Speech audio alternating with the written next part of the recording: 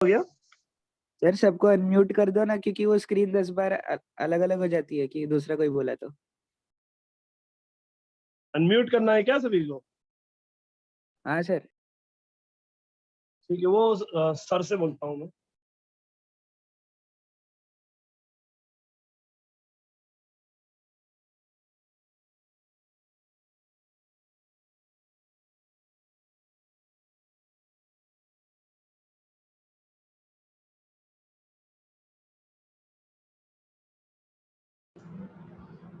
Sir आप अपने को अनम्यूट कीजिए, आप अपने को अनम्यूट कीजिए, आप म्यूट हो गए हैं। अच्छा ठीक है सर, मैंने अनम्यूट कर दिया है सभी को। अब देखिए, अगर आप फिजिक्स की बात करें 10th के, तो इसमें पहला जो सेक्शन रहता है वो इलेक्ट्रिसिटी है ना। Electricity and its application, heating effect of current and magnetic effect of current. और इसमें जो सेकंड पार्ट जाएगा वो लाइट से रिलेटेड है, reflection, reflection and it's applications. तो हम स्टार्ट करते हैं किससे? इलेक्ट्रिसिटी से। तो इलेक्ट्रिसिटी में जो जनरली क्वेश्चंस आते हैं वो करंट, रेजिस्टेंस, रेजिस्टिविटी, देन फिर combination of resistance, heating effect. ये मेन पोर्शन है जिससे क्वेश्चन पूछे जाते हैं अधिकतर। तो हम एक काम करते हैं, इलेक्ट्रिक करंट का जो बेसिक डिस्कशन है वो हम पोटेंशियल से स्टार्ट करते हैं, है ना, क्योंकि 1 मार्क्स में 1 वोल्ट पोटेंशियल क्या होता है, पोटेंशियल डिफरेंस को डिफाइन करना, उस पर न्यूमेरिकल्स पूछे गए हैं। तो जैसा कि आप जानते हैं, अगर आप डिफाइन करें पोटेंशियल, है ना, अगर आप पोटेंशियल को डिफाइन करें तो सपोज ये एक चार्ज है और यहां पर एक दूसरा चार्ज होता है। इस दूसरे चार्ज को हमने क्यू नॉट कहा। इससे हम बोलते हैं इन्फिनिटी। इन्फिनिटी का मतलब ये जो चार्ज के आसपास का रीजन है इसकी बाहर की जगह। अगर आप इस चार्ज को इन्फिनिटी से यहां तक लेके आएंगे तो अपने आप तो आएगा नहीं। अपने आप नहीं आने का मतलब ये होगा आपको इसे इधर लाने में क्या करना पड़ेगा? वर्क।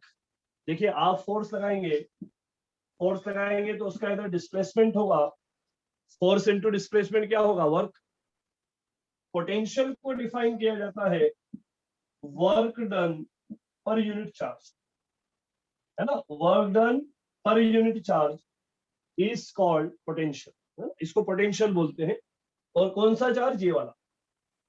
जिस चार्ज को आप इंफिनिटी से किसी एक पर्टिकुलर, सपोज इस पॉइंट पर आप लेके आए, तो इंफिनिटी से किसी भी चार्ज को इस पॉइंट तक लाने में आपको जितना वर्क करना पड़ेगा, वर्क पर यूनिट चार्ज को ही इस पॉइंट का पोटेंशियल बोला जाता है ना। पोटेंशियल वर्ड बेसिकली एक सिंगल पॉइंट के लिए डिफाइन होता है।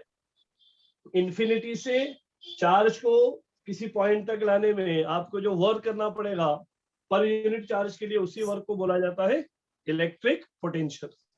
तो हमें याद रखना है W अपॉन क्यू नॉट। अब देखिए, वर्क पॉजिटिव हो सकता है या, है ना, वर्क से देखिए वर्क पॉजिटिव हो सकता है तो पोटेंशियल पॉजिटिव होगा। वर्क नेगेटिव हो सकता है तो पोटेंशियल क्या होगा? नेगेटिव होगा। वर्क जीरो होता है तो पोटेंशियल क्या रहेगा? जीरो भी रहता है। मतलब पोटेंशियल पॉजिटिव, नेगेटिव, जीरो तीनों हो सकता है। चलिए देखिएगा आप नेक्स्ट, अगर आप देखें इसमें, अब देखिए क्वेश्चन क्या आते हैं इसमें। तो एक तो आता है पोटेंशियल को डिफाइन करना। Total work done to bring a unit positive charge from infinity to a point in electric field is called the potential of that point, है ना। ये तो पोटेंशियल हो गया। फॉर्मूला होता है W अपॉन क्यू नॉट। अब हम बात करते हैं इसकी यूनिट। तो इसकी जो यूनिट है वो वोल्ट है ना। अब 1 मार्क्स में क्वेश्चन अधिकतर पूछा गया है CBSE में, डिफाइन 1 वोल्ट, है ना। ये क्वेश्चन पूछा जाता है डिफाइन 1 वोल्ट पोटेंशियल। तो अब देखिए 1 वोल्ट पोटेंशियल की कैसे डेफिनेशन देंगे ना, ये हमारा पहला क्वेश्चन है जो आता है एग्जाम में। अगर आप वर्क को 1 जूल ले और चार्ज को 1 कूलम कंसीडर करें, है ना। अरे LHS को 1 करना है तो LHS को 1 करने का तरीका, RHS में जो क्वांटिटीज है उनको 1 1 ले लीजिए तो LHS 1 बन जाएगा। तो अब देखिए LHS में, RHS में आपने W को 1 किया, इसको 1 कूलम ले लिया, इसको 1 जूल ले लिया, तो पोटेंशियल हो जाएगा यहां से 1 वोल्ट। अब इसको वर्ड्स में लिख दीजिए। तो वर्ड्स में कैसे लिखेंगे हम?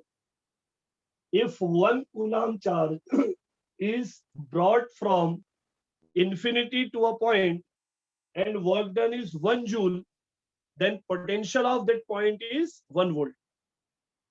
Is it clear?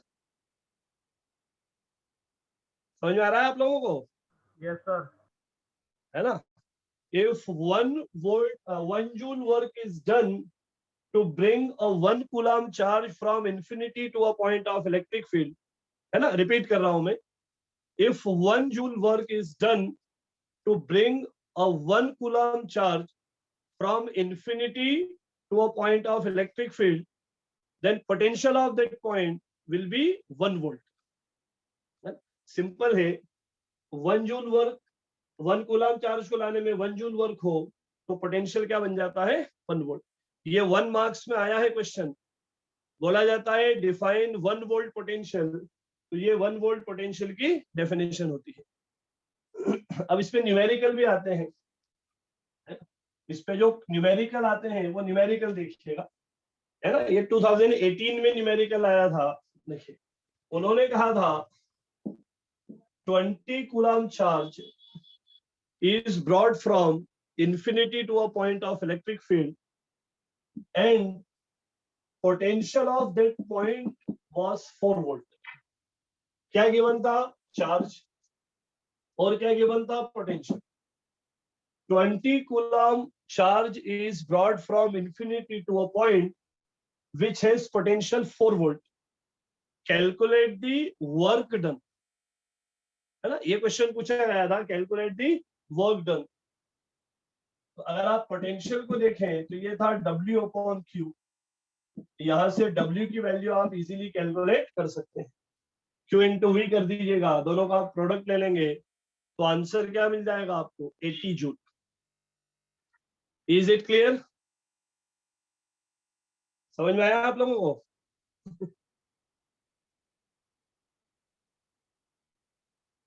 अरे समझ में आया कुछ?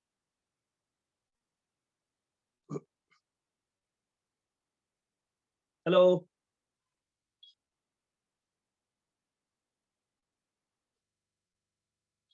आवाज आ रही है आप लोगों को? सॉल्व करके बताएं. सॉल्व कर दो. देखो वैल्यूज रख दो. Q की वैल्यू रख दो 20, इसकी वैल्यू रख दो 4, ये 80 जूल आंसर आ जाएगा. ठीक है, चलिए देखिएगा. तो पोटेंशियल से रिलेटेड न्यूमेरिकल जो आएंगे वो इसी फॉर्मूले पे आते हैं. और जनरली 1 वोल्ट पोटेंशियल को डिफाइन करने को दिया जाता है, तो आप 1 वोल्ट पोटेंशियल को इस तरह से डिफाइन कर सकते हैं. अब देखिए अगला जो क्वेश्चन इससे जनरली पूछा गया है वो पूछा गया है व्हाट इज इलेक्ट्रिक करंट. है ना. बोर्ड में ये question very short answer type question होते हैं, या फिर 2 मार्क्स के क्वेश्चन आते हैं शॉर्ट आंसर टाइप क्वेश्चन. उसमें आता है डिफाइन इलेक्ट्रिक करंट, इसकी डायरेक्शन बताइए क्या होती है करंट की, इसकी यूनिट क्या होती है और इसकी यूनिट को डिफाइन करके बताइए. है ना. ये क्वेश्चन आता है इलेक्ट्रिक करंट का. तो देखिए सपोज ये एक वायर है ना, और इस वायर में चार्ज फ्लो हो रहा है. ये हम करंट को डिफाइन कर रहे हैं, समझिएगा. तो देखिए चार्ज तब फ्लो होता है जब वो हायर पोटेंशियल से किधर जाएगा? लोअर पोटेंशियल पे. पॉजिटिव चार्ज की बात करें तो ये एक वायर है आपके पास, और इस वायर पे आपने एक बैटरी कनेक्ट कर दी है. ये देखिए इस वायर से हमने एक बैटरी कनेक्ट कर दी है, मतलब पोटेंशियल डिफरेंस लगा दिया है. तो आपको पता है कि जैसे ही आप बैटरी कनेक्ट करते हैं चार्ज फ्लो होता है. तो सपोज टी टाइम में चार्ज इधर फ्लो हुआ हायर पोटेंशियल से किधर? लोअर पोटेंशियल पर. अब देखिए इलेक्ट्रिक करंट को कैसे डिफाइन किया जाता है. Charge flowing per unit time. Charge flowing per unit time is called electric current. ये इलेक्ट्रिक करंट की डेफिनेशन होती है. ये बोर्ड में पूछी गई है और 1 मार्क्स में या 2 मार्क्स में जनरली आता रहता है ना. क्या है electric current? Work done, sorry, charge flowing per unit time is called electric current. ये हो जाएगा Q अपॉन T फॉर्मूला. अब यहां पर इसकी यूनिट पूछी जाती है. इसकी यूनिट क्या होती है? और इसकी यूनिट को डिफाइन करके बताइए। तो याद रखिएगा करंट की यूनिट होती है एम्पियर, है ना। इलेक्ट्रिक करंट की जो यूनिट होती है वो क्या होती है, एम्पियर होती है ना। करंट को एम्पियर में मेजर करते हैं। अब वन, फिर अगेन हमसे ये पूछा जाता है व्हाट इज 1 एम्पियर, है ना। ये भी क्वेश्चन है 1 मार्क्स का कि 1 एम्पियर को डिफाइन कीजिए। तो 1 एम्पियर को अगर आप डिफाइन करें, देखिए ये एक फॉर्मूला है। इस फॉर्मूले में अगर आपको LHS को 1 बनाना है तो RHS में जो क्वांटिटीज है उनको क्या ले लीजिए 1। अगर आप Q को 1 कूलम ले लें, टाइम को 1 सेकेंड ले लें, तो यहां से अगर आप करंट की बात करें तो करंट आपको क्या मिल जाएगा 1। अरे 1 को 1 से डिवाइड कर दीजिए तो 1 आ जाएगा। अब देखिए वर्ड्स में कैसे लिखेंगे आप, if 1 coulomb charge flows for 1 second, then electric current will be 1 ampere. समझ में आया? If 1 coulomb charge flows in 1 second, then electric current will be 1 ampere. है ना, इसको 1 एम्पियर। तो ये क्वेश्चन भी आया है, define electric current, right it's unit. तो इलेक्ट्रिक करंट की डेफिनेशन क्या होती है, charge flowing per unit time is called electric current, it's unit is ampere. 1 ampere क्या होगा, 1 coulomb charge flows for 1 second, then electric current will be 1 ampere. अब direction की बात करते हैं। डायरेक्शन देखिए, अगर आपसे ये कहा जाए कि इलेक्ट्रिक करंट की डायरेक्शन क्या होती है, देखिए डायरेक्शन क्या होगी। ये सपोज वायर था, ये आपने इसको एक बैटरी से कनेक्ट किया। अब देखिए बैटरी का ये जो टर्मिनल होगा ये पॉजिटिव टर्मिनल है, तो यहां पर अगर कोई पॉजिटिव चार्ज होगा तो ये भी पॉजिटिव चार्ज, बैटरी का ये टर्मिनल भी पॉजिटिव, पॉजिटिव पॉजिटिव को रिपेल करेगा, तो ये पॉजिटिव चार्ज किधर चलेगा, इधर। तो अब देखिए इलेक्ट्रिक करंट की डायरेक्शन क्या होती है ना। हाँ, इलेक्ट्रिक करंट की डायरेक्शन को बताने के 2-3 तरीके होते हैं। पहला तरीका, it always flows from higher potential to lower potential. Electric current जो होता है उसकी डायरेक्शन होती है हायर पोटेंशियल से लोअर पोटेंशियल की तरफ, पहला। दूसरा, जिस डायरेक्शन में पॉजिटिव चार्ज फ्लो होगा वही डायरेक्शन किसकी होती है, इलेक्ट्रिक करंट। जिस डायरेक्शन में पॉजिटिव चार्ज फ्लो होगा वही डायरेक्शन किसकी होती है, इलेक्ट्रिक करंट की। तो इलेक्ट्रिक करंट की डायरेक्शन ये होगी, from positive terminal to negative terminal, या फिर आप ये कह सकते हैं in the direction of flow of positive charge. Class अभी स्टार्ट हुई है, अभी किसी ने पूछा है क्लास कितना, भी मुश्किल से 5 मिनट में 2 क्वेश्चन डिस्कस किए हमने। पोटेंशियल क्या होता है उसकी यूनिट, और इलेक्ट्रिक करंट क्या होता है उसकी यूनिट। अब आगे देखिएगा, अब इसमें एक और क्वेश्चन है जो अधिकतर आया है, शायद आप लोगों को पता भी होगा, और इसके ऊपर ग्राफ के क्वेश्चन भी बनते हैं, न्यूमेरिकल भी बनते हैं, और इसके साथ कंसेप्चुअल क्वेश्चन भी बनते हैं। वो आता है ओम्स लॉ, है ना। इसमें ओम्स लॉ पूछा जाता है next, what is Ohm's law. अधिकतर ही आया है बोर्ड में क्वेश्चन। देखिए ओम्स लॉ क्या होगा,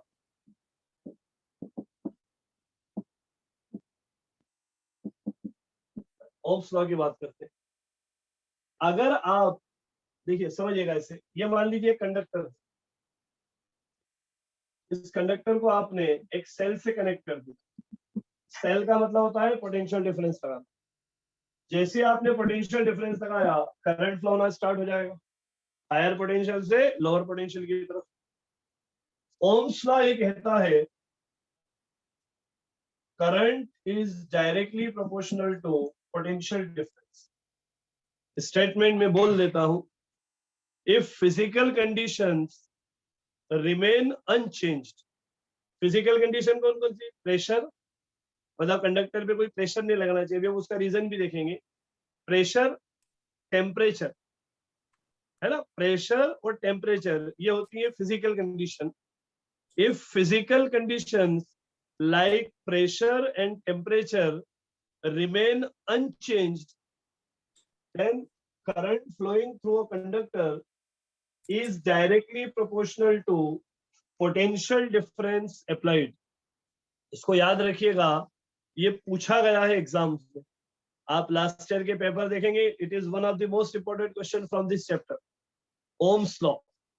फिर से सुनिए, if physical conditions like temperature and pressure remain unchanged, then current flowing through a conductor is directly proportional to potential difference applied.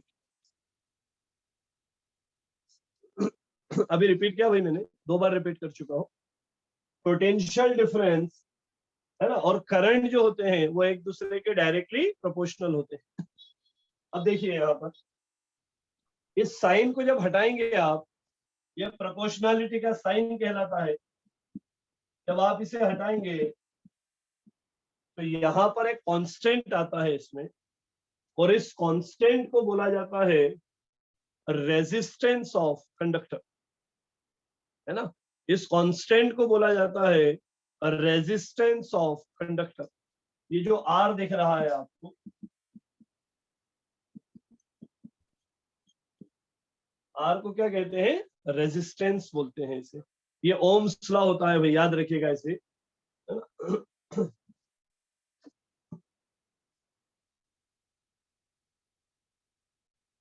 अब देखिए ओम्स लॉ के ऊपर क्लास का टाइमिंग 6 to 7:30 है, 6 to 7:30 है.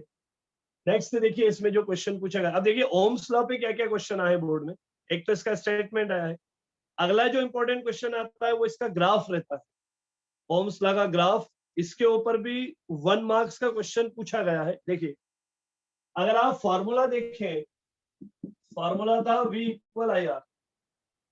तो अगर आप यहां से R की वैल्यू कैलकुलेट करें तो वो हो जाएगी V/I, आ जाएगा V/I. अब इस ग्राफ को देखिए आप, सॉरी इस इक्वेशन को देखिएगा. ये एक लीनियर इक्वेशन, R तो कांस्टेंट हो गया, पोटेंशियल डिफरेंस वेरिएबल है और करंट वेरिएबल है. तो अगर आप देखो तो ये इस टाइप की इक्वेशन है, y = 4x. और y = 4x कैसी इक्वेशन होती है, लीनियर इक्वेशन. और लीनियर इक्वेशन का ग्राफ कैसे बनता है, स्ट्रेट लाइन. तो देखिएगा पोटेंशियल डिफरेंस को अगर आप y एक्सिस पे ले लें, करंट को अगर आप x एक्सिस पे ले लें, तो ये ग्राफ कैसे बनेगा. ग्राफ कहां से पास होगा, ओरिजिन, ये ग्राफ रहेगा. ये भी पूछा गया एग्जाम में, इसलिए मैंने आपको बताया है ये ओम्स लॉ का ग्राफ कैसे बनता है. तो अगर कोई मटेरियल ओम्स लॉ को फॉलो करता है तो ओम्स लॉ में V और I के बीच में ग्राफ ऑलवेज क्या होता है, स्ट्रेट लाइन, है ना. VI graph is a straight line. 1 marks में एक क्वेश्चन आया है बोर्ड में, कई बार पूछा गया है, व्हाट इज ओमिक मटेरियल, है ना. What is ohmic material and what is VI graph for them, है ना. सुनिएगा question, what is ohmic material and what is VI graph for them. तो जो मटेरियल ओम्स लॉ को फॉलो करें वो ओमिक मटेरियल, और उनके लिए जो VI ग्राफ होता है वो ऑलवेज क्या होता है, स्ट्रेट लाइन होता है. क्योंकि ओम्स लॉ की जो इक्वेशन है ये लीनियर इक्वेशन है, और लीनियर इक्वेशन का ग्राफ कैसे बनता है, स्ट्रेट लाइन बनता है. समझ में आया कुछ.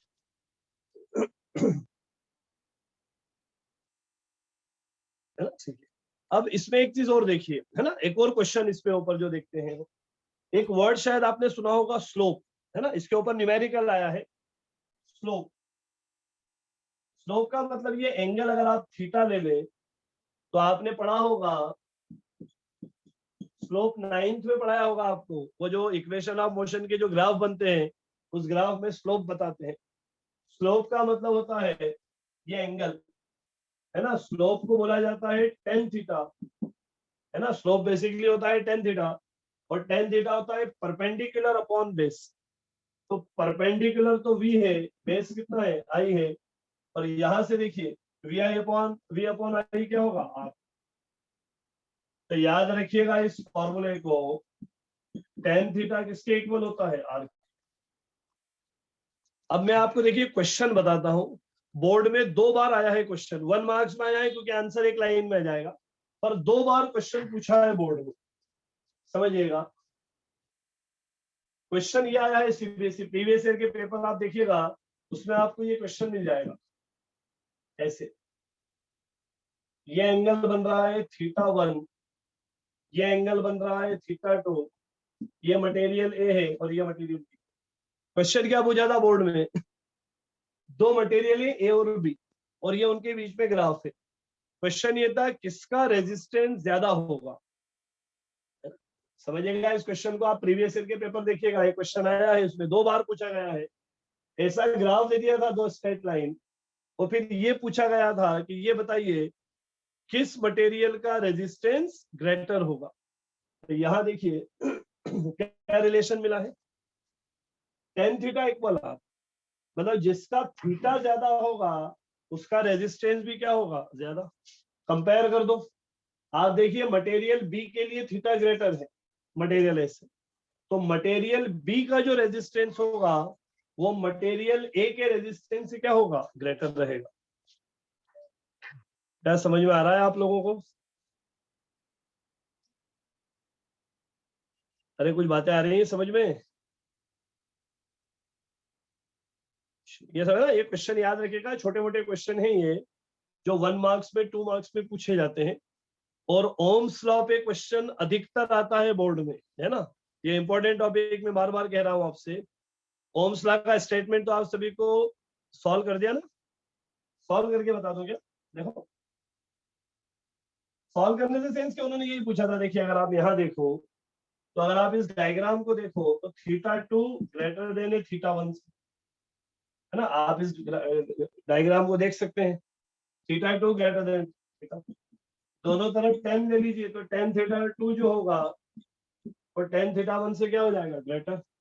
और tan थीटा किसके इक्वल होता है, रेजिस्टेंस के। तो यहाँ पर बी के लिए एंगल ज्यादा है, तो हम यहाँ लिख देंगे R B greater than R A, इसका आंसर हो जाएगा। Resistance of B is greater than resistance of A. चलिए आगे देखेंगे हम, नेक्स्ट देखिएगा इसमें। अब इसमें आती है रेजिस्टेंस की यूनिट। तो रेजिस्टेंस की यूनिट होती है ओम, है ना। रेजिस्टेंस की जो यूनिट फिजिक्स में हम पढ़ते हैं वो ओम है। ये इसका सिंबल होता है ना, ओम का सिंबल ये रहेगा।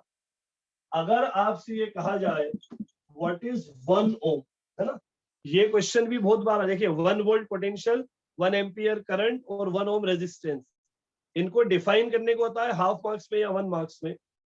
तो अगेन आपसे बोला जाए व्हाट इज 1 ओम रेजिस्टेंस, तो आर का फॉर्मूला होता है V अपॉन आई, है ना, V अपॉन आई है। अब आपको LHS को 1 करना है, तो मैं बार बार कह रहा हूं जब भी LHS को 1 करना हो तो RHS को 1 1 कर दीजिए। RHS में जो भी क्वांटिटीज है उनको 1 1 कीजिए, तो LHS अपने आप 1 हो जाएगा। तो यहाँ पर ले लीजिए पोटेंशियल को ले लीजिए 1 वोल्ट और करंट को ले लीजिए 1 एम्पियर। तो यहाँ पर अगर आप वैल्यूज रख दें तो 1 अपॉन 1 कितना हो जाएगा, 1। अब इसको वर्ड्स में लिख दो, ये आपका आंसर है। If 1 volt potential is applied on a conductor and 1 ampere current flows in it, then its resistance will be 1 ohm. Again listen. 1 volt applied across a conductor and 1 ampere current flows in it, then its resistance will be 1 ohm. Is it clear? समझ में आ रही बातें?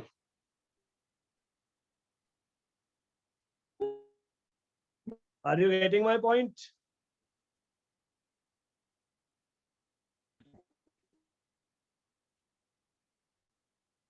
अरे समझ में आ रहा है जो मैं बता रहा हूँ? ठीक है ना, याद रखिएगा ये 1 ओम रेजिस्टेंस हो।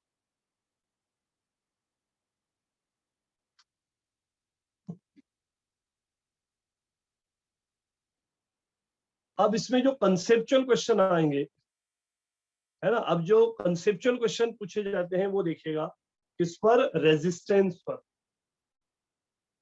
तो पहली चीज तो ये, कंडक्टर का जो रेजिस्टेंस होता है it is directly proportional to its length, है ना। ऐसे क्वेश्चन सीबीएसई बोर्ड में आते हैं, एक वायर था 4 मीटर लेंथ का, उसके आगे 2 मीटर वायर और कनेक्ट कर दिया, 4 मीटर का वायर था, आगे 2 मीटर वायर और कनेक्ट कर दिया, है ना। तो what will be the effect on resistance, ये क्वेश्चन आते हैं conceptual. Remember if length increases resistance will also increase,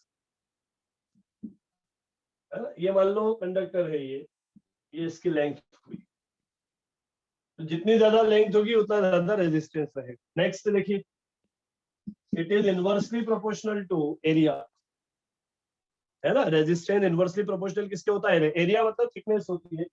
ये देखिए, ये एरिया इसका, है ना। मतलब अगर वायर थिक होगा तो रेजिस्टेंस कम रहेगा। रेजिस्टेंस इनवर्सली प्रोपोर्शनल होता है, सॉरी डायरेक्टली प्रोपोर्शनल होता है टेम्परेचर, है ना। It is directly proportional to temperature. Temperature अगर आप बढ़ाएंगे तो रेजिस्टेंस क्या होता है, बढ़ता है। और लास्ट होता है मटेरियल। डिफरेंट मटेरियल्स जो होते हैं उनका रेजिस्टेंस क्या होता है, डिफरेंट। जैसे कंडक्टर जितने भी होंगे, कंडक्टर में करंट ज्यादा फ्लो होता है और उनका रेजिस्टेंस क्या होता है, कम। और जो सेमीकंडक्टर होते हैं उनका रेजिस्टेंस कंपेयर टू कंडक्टर क्या होता है, ज्यादा। उसमें फिर करंट क्या होता है, कम फ्लो हो। और इंसुलेटर का रेजिस्टेंस बहुत हाई होता है तो उनमें करंट भी बहुत कम फ्लो होता है। तो रेजिस्टेंस लेंथ के प्रोपोर्शनल होता है, एरिया के इनवर्सली प्रोपोर्शनल होता है, और किसके प्रोपोर्शनल होता है, टेम्परेचर और मटेरियल। Is it clear? अब बात करते हैं हम, यहां पर एक वर्ड और आता है, रेजिस्टिविटी, है ना। एक वर्ड हम और देखें, resistivity.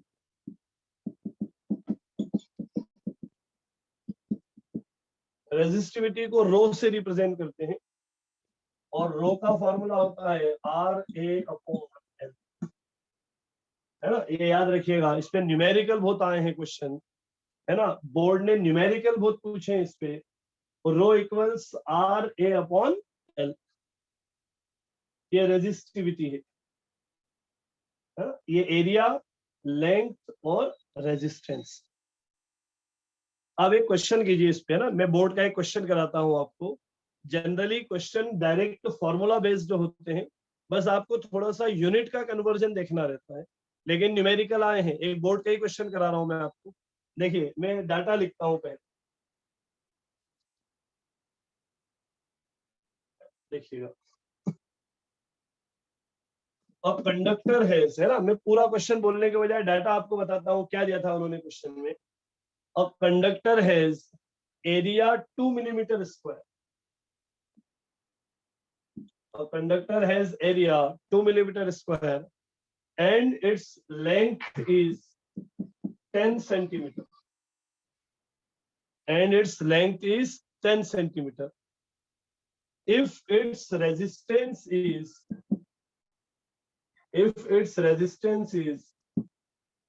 0.1 ohm, then calculate its resistivity. है ना? तो क्वेश्चन सुनिएगा। A conductor has area of cross section 2 millimeter square and its length is 10 centimeter. If its resistance is 0.1 ohm, then calculate its resistivity. ये question कई बार पूछे गए हैं, मतलब डाटा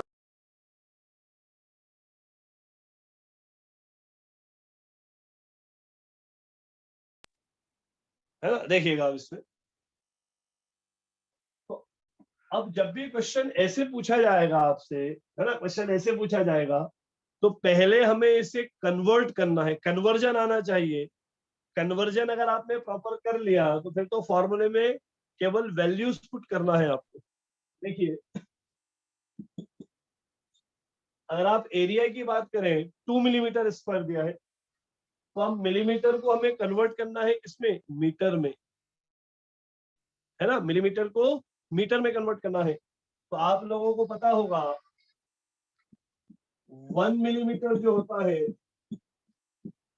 वो 10⁻³ मीटर के क्या होता है, इक्वल, है ना, इसको याद रखिए। 1 मिलीमीटर इक्वल्स 10⁻³ मीटर। अब देखिए यहाँ पर हम इसे कन्वर्ट करते हैं,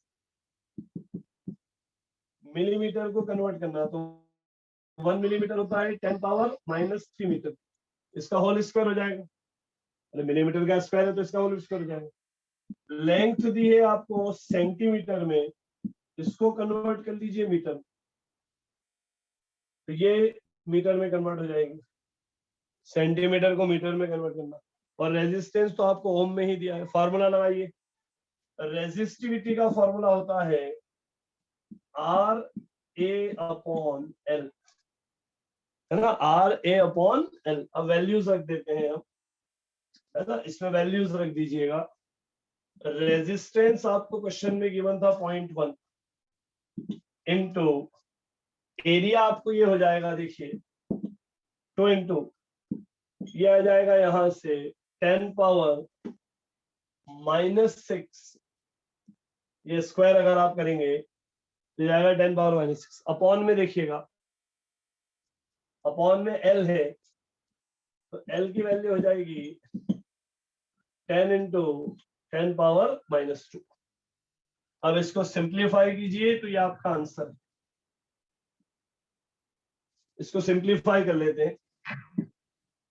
देखिए अगर आप यहां से ये 0 हटा दें, ये 0 आप हटा देंगे तो अपॉन में आ जाएगा 10, है ना, इधर से एक 0 हटेगी तो अपॉन में 10 आ जाएगा।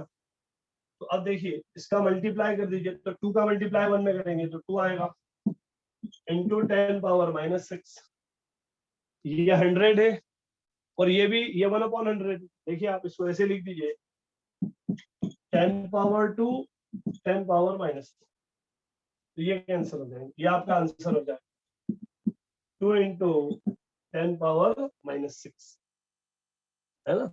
अब इसकी यूनिट जो होती है रेजिस्टिविटी की, वो होती है ohm into metre.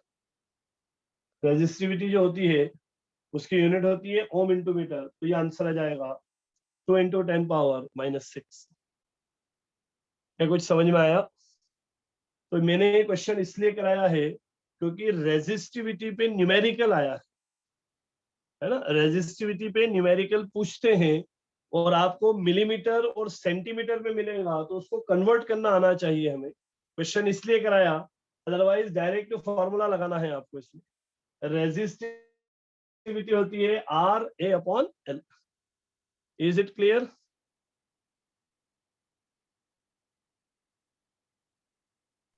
Yes sir. चलिए देखिए, अब एक क्वेश्चन और देखिएगा, है ना, ये भी इंपॉर्टेंट क्वेश्चन है। फिर हम कॉम्बिनेशन ऑफ रेजिस्टेंस देखते हैं, उसके ऊपर भी क्वेश्चन जो आए हैं। एक क्वेश्चन आप देखिएगा हर प्रीवियस ईयर के पेपर में आपको मिलेगा, इंपॉर्टेंट क्वेश्चन भी है, उसका तरीका मैं आपको बताता हूँ।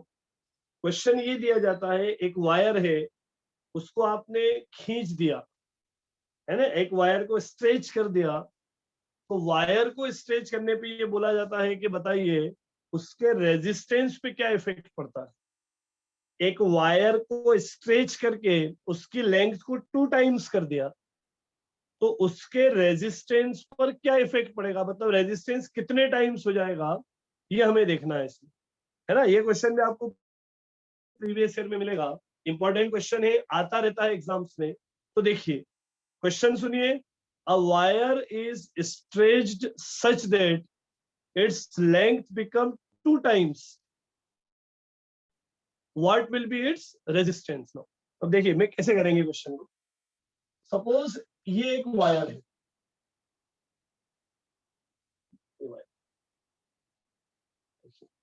इस वायर की लेंथ हमने L सपोज की, इसका एरिया हमने A ले लिया है ना, इसका एरिया A ले लिया है हमने यहाँ पर।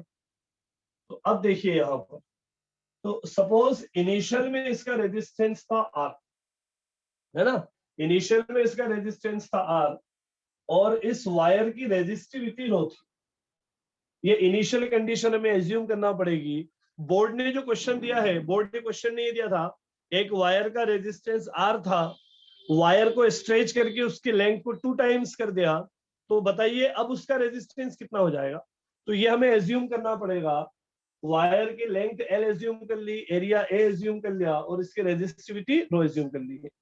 रेजिस्टिविटी को वायर की स्ट्रेचिंग से कोई फर्क नहीं पड़ेगा, वायर लंबा है, पतला है, छोटा है, कैसा भी हो, रेजिस्टिविटी क्या रहेगी, सेम रहेगी। तो अब देखिए, अगर आप आर का फॉर्मूला देखें तो आर का फॉर्मूला होगा रो एल अपॉन ए। ये तो इक्वेशन 1 होगा, ये इनिशियल रेजिस्टेंस है वायर का। अब हमसे ये कहा जा रहा है कि आपने वायर को स्ट्रेच कर दिया, और वायर को स्ट्रेच करके उसकी लेंथ को 2 टाइम्स कर दिया, तो इसकी नई लेंथ कितनी हो जाएगी, 2L। लेकिन अब आपको पता है कि अगर आप किसी वायर को या किसी भी मटेरियल को खींचेंगे तो वो लंबा तो हो जाएगा, लेकिन बीच में से क्या हो जाता है, पतला। रबर देखिए, आप रबर को पकड़ के खींचिए तो लेंथ इंक्रीज होगी, लेकिन उसका अगर आप देखो कि विड्थ जो रहेगी या एरिया जो रहेगा वो क्या हो जाएगा, मतलब वो पतला हो जाता है, तो एरिया चेंज हो जाएगा। ये देखिए, मान लीजिए पहले एरिया ए था, अब एरिया चेंज होके कितना हो गया, ए डैश, है ना, ए डैश एज्यूम कर लिया हमने। तो अब देखिए यहाँ पर जब भी ऐसा क्वेश्चन आएगा, एग्जाम में आता है क्वेश्चन इस तरीके का, आपको सॉल्व करने की मेथड हमेशा ये रहेगी, वायर ले लीजिए, लेंथ एरिया एज्यूम कर लीजिए, और उसका रेजिस्टेंस लिख लीजिए इनिशियल का। ये फॉर्मूला अभी हमने थोड़ी देर पहले देखा। अब वायर को स्ट्रेच करके बोला कि लेंथ को 2 टाइम्स कर दिया, तो सपोज उसका एरिया कितना हो जाता है, ए डैश हो जाता है। अब एक बात को देखिए, वॉल्यूम जो होता है, वायर टोटल जो वॉल्यूम होता है वो तो हमेशा कांस्टेंट रहेगा। एक वायर अगर आपके पास है, वायर की कुछ लेंथ है और कुछ एरिया है, तो लेंथ इंटू एरिया क्या हो जाएगा, वॉल्यूम, क्योंकि वॉल्यूम होता है length into breadth into height, और लेंथ इंटू ब्रेड्थ क्या हो जाएगा, एरिया। तो एरिया इंटू हाइट क्या होता है, वॉल्यूम। तो वायर का वॉल्यूम हमेशा क्या होता है, कांस्टेंट, क्योंकि जब आप वायर को खींचोगे तो उसकी लेंथ बढ़ेगी, लेकिन एरिया क्या हो जाएगा, कम। तो जब भी ऐसे क्वेश्चन आते हैं स्ट्रेचिंग वाले क्वेश्चंस में वॉल्यूम कंजर्व करना है। वॉल्यूम कंजर्व करने का मतलब ये हो गया कि इनिशियल वॉल्यूम जो होगा वो फाइनल वॉल्यूम के बराबर रहेगा। इनिशियल में वॉल्यूम कितना था, ए इंटू एल, वॉल्यूम का फॉर्मूला होता है area into length. Final volume क्या होगा, तो देखिए एरिया तो हो गया है ए डैश, और आपसे क्वेश्चन में ये कहा है लेंथ 2 टाइम्स हो जाती है, तो ये एल से एल कैंसिल हो जाएगा। तो अगर आप ए डैश की वैल्यू निकालेंगे तो इस 2 को ट्रांसपोज कीजिए, तो ए डैश की वैल्यू आ जाएगी यहां से कितनी, a/2। आई बात समझ में, ए डैश की वैल्यू आ जाएगी यहां से a/2। तो अब आप इसका रेजिस्टेंस लिखेंगे, देखिए मैं लिखता हूं यहां पर, इसका रेजिस्टेंस हम मान लेते हैं आर डैश। तो बेटा रेजिस्टेंस का फॉर्मूला ये होता है रो इंटू लेंथ। तो लेंथ कितनी हो गई है, 2 times, divided by area. Area कितना है इसका, ए डैश, और ए डैश की वैल्यू क्या मिल गई आपको, a/2, है ना, a/2। अब इस 2 को ऊपर ले जाइए, 2 को आप ऊपर ले जाएंगे तो ये हो जाएगा 4 रो एल अपॉन ए। और अगर आप इसको देखें रो एल अपॉन ए, वो किसकी वैल्यू है, आर की, तो यहां से आपको आंसर ये मिल जाएगा, आर डैश इक्वल 4R। ये बोर्ड में आया हुआ क्वेश्चन है, 2 मार्क्स में आया है, कभी कभी 3 मार्क्स में भी पूछा है, और ये इस क्वेश्चन को सिस्टमेटिकली सॉल्व करने की मेथड होती है। सबसे पहली स्टेप, इनिशियल रेजिस्टेंस लिखिए, लेंथ एल सपोज कर लीजिए, एरिया ए ले लीजिएगा, रेजिस्टिविटी सेम रहती है, और रेजिस्टेंस आर ले लीजिए, तो आर का फॉर्मूला आ जाएगा रो एल अपॉन। फिर आपसे ये कहा वायर को स्ट्रेच करके लेंथ को ट्वाइस कर दिया, ये लेंथ को आपने 2 टाइम्स कर दिया, तो 2L हो जाएगी लेंथ। एरिया हमें पता नहीं है कि एरिया पे क्या इफेक्ट आएगा, तो एरिया को ए डैश मानिए, और ऑलवेज वॉल्यूम कंजर्व कीजिए। इनिशियल वॉल्यूम और फाइनल वॉल्यूम हमेशा क्या होते हैं, बराबर होते हैं, क्योंकि वायर को जब खींचा जाता है तो लेंथ बढ़ती है, लेकिन उसका विड्थ क्या हो जाती है, कम हो जाती है। तो विड्थ कम होती है तो आपको ये वॉल्यूम बराबर रखना है। वॉल्यूम बराबर रखोगे तो एरिया में रिलेशन आ जाएगा। जैसे ही एरिया में रिलेशन मिलेगा फॉर्मूला लगा दीजिए और ये आपका आंसर होगा। Is it clear?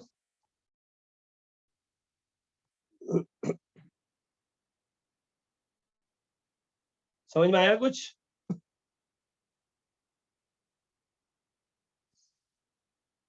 अरे बताइए, सब आपके आए हुए क्वेश्चन है प्रीवियस ईयर के बोर्ड के, है ना, और ये इसको बनाने की मेथड होती है।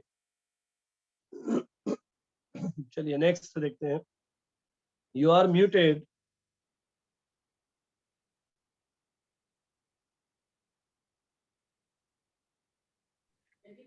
अनम्यूट है ना, अनम्यूट हो जाइए भाई।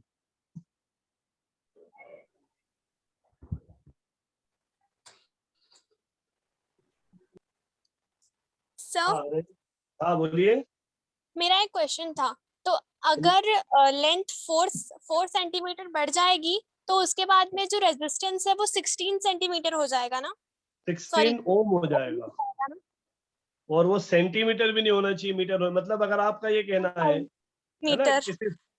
किसी स्टूडेंट का ये डाउट है कि अगर लेंथ को 4 टाइम्स कर देंगे तो रेजिस्टेंस 16 टाइम्स हो जाएगा।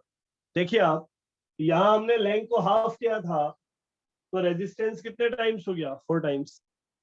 अगर लेंथ को हमने 2 टाइम्स किया था तो रेजिस्टेंस कितने टाइम्स हो गया, 4 टाइम्स। अगर आप लेंथ को 4 टाइम कर देंगे तो रेजिस्टेंस कितने टाइम्स हो जाएगा, 16 टाइम्स, है ना, याद रखिएगा इसे। अब आगे देखिए आप लोग, अब हम बात करते हैं थोड़ा बहुत कॉम्बिनेशन के ऊपर, फिर अगला चैप्टर देखते हैं हम। जो मेन क्वेश्चन हम डिस्कस करते हुए चल रहे हैं इसमें। अब देखिए, रेजिस्टेंस के कॉम्बिनेशन मतलब सीरीज और पैरेलल, तो आपको पता होगा सीरीज कॉम्बिनेशन इसको बोलते हैं ऐसे, ये R1 R2 है, ये देखिए, और ये कहलाता है पैरेलल।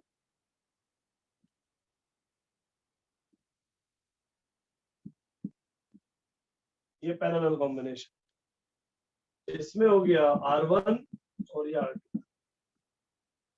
तो अब अगर आप यहां देखें, इसमें बोला जाता है ना, इसमें बोला जाता है कि बताइए टोटल रेजिस्टेंस क्या होगा, जिसको बोलते हैं इक्विवेलेंट रेजिस्टेंस। तो जब भी रेजिस्टेंस को सीरीज में कनेक्ट करते हैं तो उसका जो नेट फॉर्मूला आता है वो ये आता है, R1 प्लस R2। मतलब दो रेजिस्टेंस अगर सीरीज में लगे, अच्छा सीरीज की क्या पहचान होती है, तो अगर यहां से करंट आई गया तो इसमें भी करंट कितना फ्लो होता है, आई फ्लो होता है, तो ये सीरीज में रेजिस्टेंस हो जाएंगे। और देखिए आप प्लस हो गए हैं, प्लस होने का मतलब बढ़ गए हैं। अगर आप पैरेलल की बात करें तो पैरेलल में फॉर्मूला ये आता है 1/R1 प्लस 1/R2। अरे वेद, आप म्यूट हो गए क्या?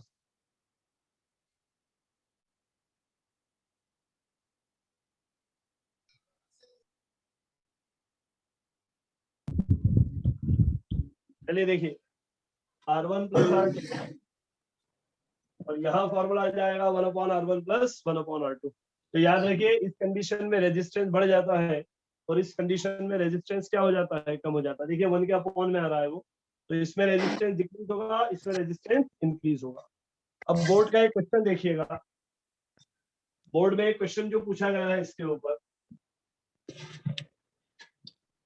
है ना, ये क्वेश्चन भी बोर्ड में आता रहता है और कई बार पूछा गया है।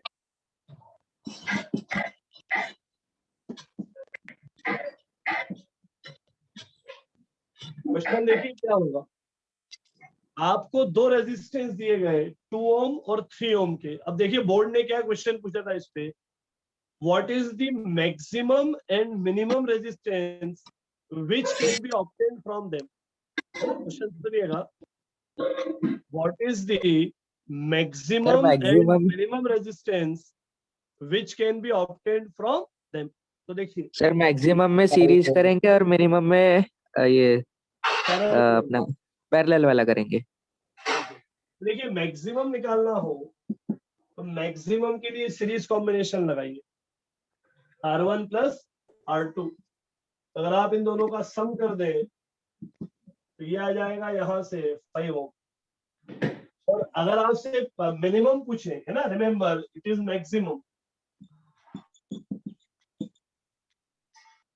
और मिनिमम अगर आपसे पूछा जाए, मिनिमम होगा R1 प्लस 1/R2। इससे सॉल्व कीजिए। 6 LCM लेंगे तो आप ये हो जाएगा 3 + 2। तो R की वैल्यू यहाँ से मिल 5/6 आएगा ना? आपको। 6/5। रेसिप्रोकल करेंगे, अरे हाँ 1/R है ना, रेसिप्रोकल कर दिया है। हाँ ठीक सर। है, ठीक है ना, आगे देखिएगा। अच्छा, हम वो क्वेश्चन सॉल्व करते हुए चल रहे हैं जो पूछे गए हैं एग्जाम्स में, है ना, उनका डिस्कशन हम देखते हुए चल रहे हैं यहाँ पर। अब इसमें देखिए, और जो क्वेश्चन एक जनरली पूछे गए हैं वो पूछे जाते हैं हीटिंग इफेक्ट पे, है ना। जैसे एक आता है जूल्स लॉ ऑफ हीटिंग। अगर किसी कंडक्टर में आप करंट फ्लो कराएंगे, है ना, अगर आप किसी कंडक्टर में करंट फ्लो कराएंगे तो करंट फ्लो कराने से उसमें क्या जनरेट होती है, हीट, है ना, उसमें हीट जनरेट होती है। और उस हीट को कैलकुलेट करने के लिए एक फॉर्मूला होता है जो जूल्स लॉ ऑफ हीटिंग कहलाता है, I²RT। I करंट हो गया, R रेजिस्टेंस हो गया और T टाइम हो जाता है यहाँ। तो ये तो हीट का फॉर्मूला है। फिर इसमें एक चीज और आती है जिससे बोला जाता है पावर, है ना, जिसे हम क्या बोलते हैं, इलेक्ट्रिक पावर। और पावर का फॉर्मूला होता है हीट प्रोड्यूस्ड पर यूनिट टाइम। अरे आप अनम्यूट क्यों, बार बार म्यूट क्यों हो रहे हैं आप लोग?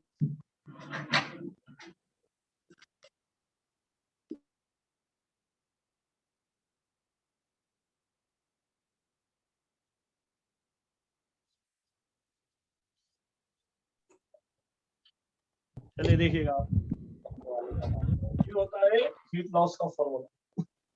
ये हीट लॉस है और ये पावर होता है हीट एनर्जी पर यूनिट टाइम। अब इस पे न्यूमेरिकल आए हैं बोर्ड में। जनरली बोर्ड ने ये क्या किया है, इस पे न्यूमेरिकल क्वेश्चन पूछे हैं कि हीट कितनी प्रोड्यूस होती है, पावर कितनी लगेगी। अब अगर आप देखिए यहां से अगर आप इसका फॉर्मूला देखें पावर का, वो पावर का फॉर्मूला देखिए, टाइम से टाइम कैंसिल हो जाएगा, ये मिल जाएगा यहाँ से I²R। और अगर आप ओम्स लॉ यूज कर लें तो I को आप लिख सकते हैं V/R। तो यहाँ से एक फॉर्मूला पावर का बन जाता है V²/R। वो पैरेलल में यूज होता है, ये सीरीज में यूज होता है, क्योंकि सीरीज में करंट सेम होगा, पैरेलल में पोटेंशियल सेम होता है। अब एक क्वेश्चन सॉल्व करके बताइए मुझे, है ना, एक क्वेश्चन सॉल्व कीजिए, है ना, बोर्ड का एक क्वेश्चन सॉल्व कीजिएगा।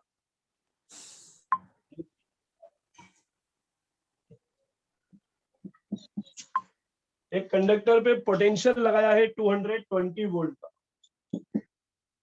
और उसकी जो पावर है वो 100 वॉट है। तो क्वेश्चन ये आता है बोर्ड में, बताइए रेजिस्टेंस कितना होगा, है ना, रेजिस्टेंस कितना होगा ये पूछा जाता है। 220 वोल्ट का पोटेंशियल लगाया और इसके इंस्ट्रूमेंट की पावर 100 वॉट है, तो बताइए रेजिस्टेंस की वैल्यू क्या रहेगी यहाँ पर। तो देखिए, फॉर्मूला होता है V²/R। यहां से R की वैल्यू आ जाएगी V²/T। V² क्वेश्चन में कितना किया, 243 ओम, 242 ओम। ठीक है, अपॉन 100, 484 आएगा,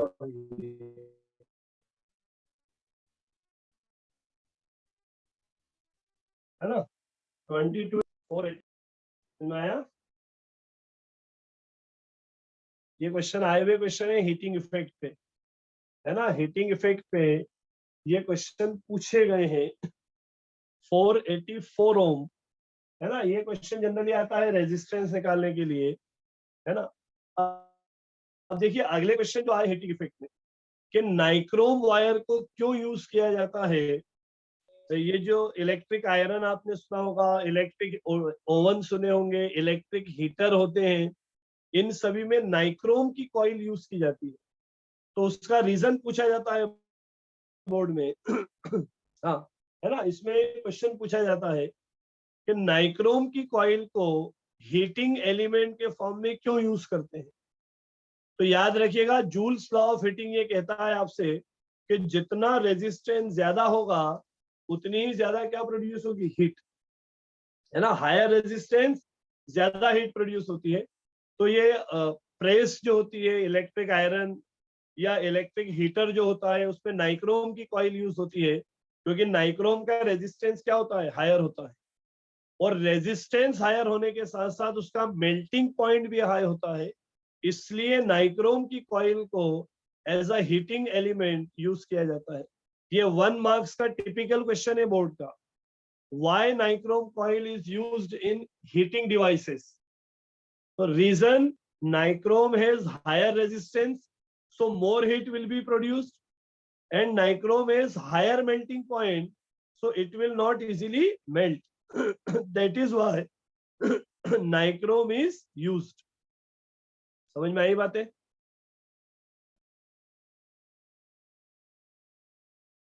अरे समझ में आ रहा है ये, Yes, sir. Yes, sir. है ना। नाइक्रोम वाला क्वेश्चन पढ़ के जाइएगा, मैं इसलिए बार बार कह रहा हूं क्योंकि ये क्वेश्चन हीटिंग में पूछा गया है, हीटिंग इफेक्ट में। एक आपके पास वो था डोमेस्टिक वायरिंग, वो इस बार सिलेबस से हटा दिया है। डोमेस्टिक वायरिंग आपके सिलेबस में इस साल नहीं आएगा, मतलब 2021 के एग्जाम में। अभी बोर्ड ने कुछ टॉपिक जो रिमूव किए हैं उसमें से डोमेस्टिक वायरिंग हटा दिया गया है ना, तो वो नहीं आएगा। तो मतलब यहीं तक पूछेंगे हीटिंग इफेक्ट में, तो नाइक्रो वाला और बाकी न्यूमेरिकल आएंगे इसके ऊपर। ये मैंने न्यूमेरिकल बोर्ड का लिया है, इसके अलावा और भी न्यूमेरिकल आते हैं इसमें।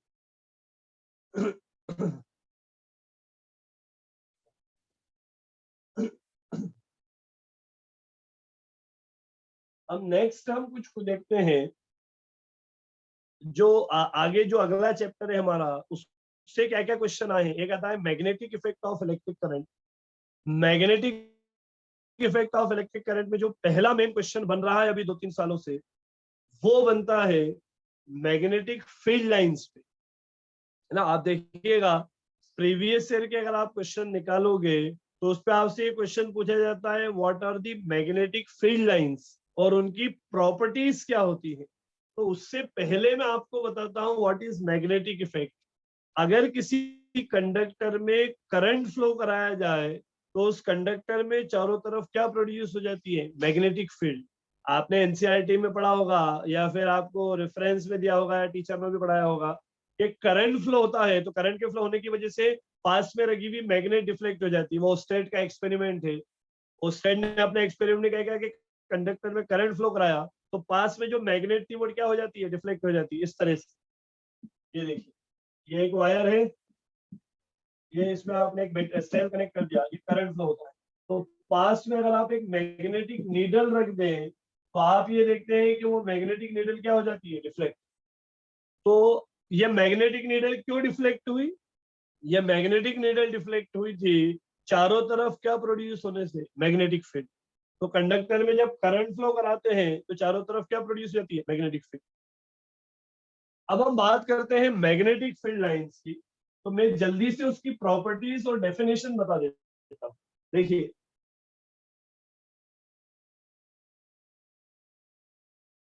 अगर आप एक मैग्नेट की बात करें तो यहाँ नॉर्थ पोल होगा, ये साउथ पोल होगा। मैग्नेटिक फील्ड लाइंस जो होती हैं वो स्ट्रेट होती हैं या कर्व होती हैं और वो ऐसे प्रोड्यूस होंगी। देखिएगा थोड़ा सा बड़ा बना देना,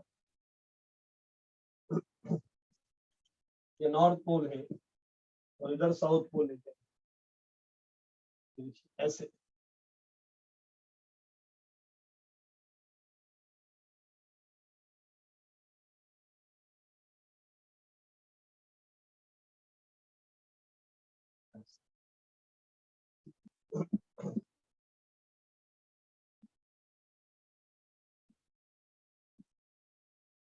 है ना। ये देखिए मैग्नेटिक फील्ड लाइंस क्या होती हैं। तो magnetic field lines are the smooth curve, straight line भी होती है और कर्व भी होती है। मेन होती है इनकी प्रॉपर्टीज मैग्नेटिक फील्ड लाइंस की। आपसे एग्जाम में ये क्वेश्चन पूछा जाता है कि मैग्नेटिक फील्ड लाइंस की क्या क्या प्रॉपर्टीज होती हैं। तो एक प्रॉपर्टी तो जो इनकी होती है वो ये होती है, ये नॉर्थ पोल से स्टार्ट होके कहाँ जाती है, साउथ पोल की तरफ। ये देखिए ये नॉर्थ पोल है इधर और इधर साउथ पोल। तो ये नॉर्थ से स्टार्ट होके कहाँ जाएंगी, साउथ की तरफ, आउटसाइड दी मैग्नेट।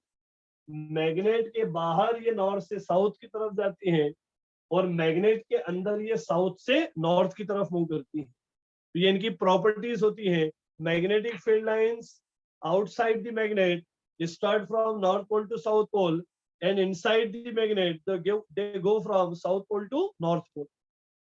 ये पहली प्रॉपर्टी होगी।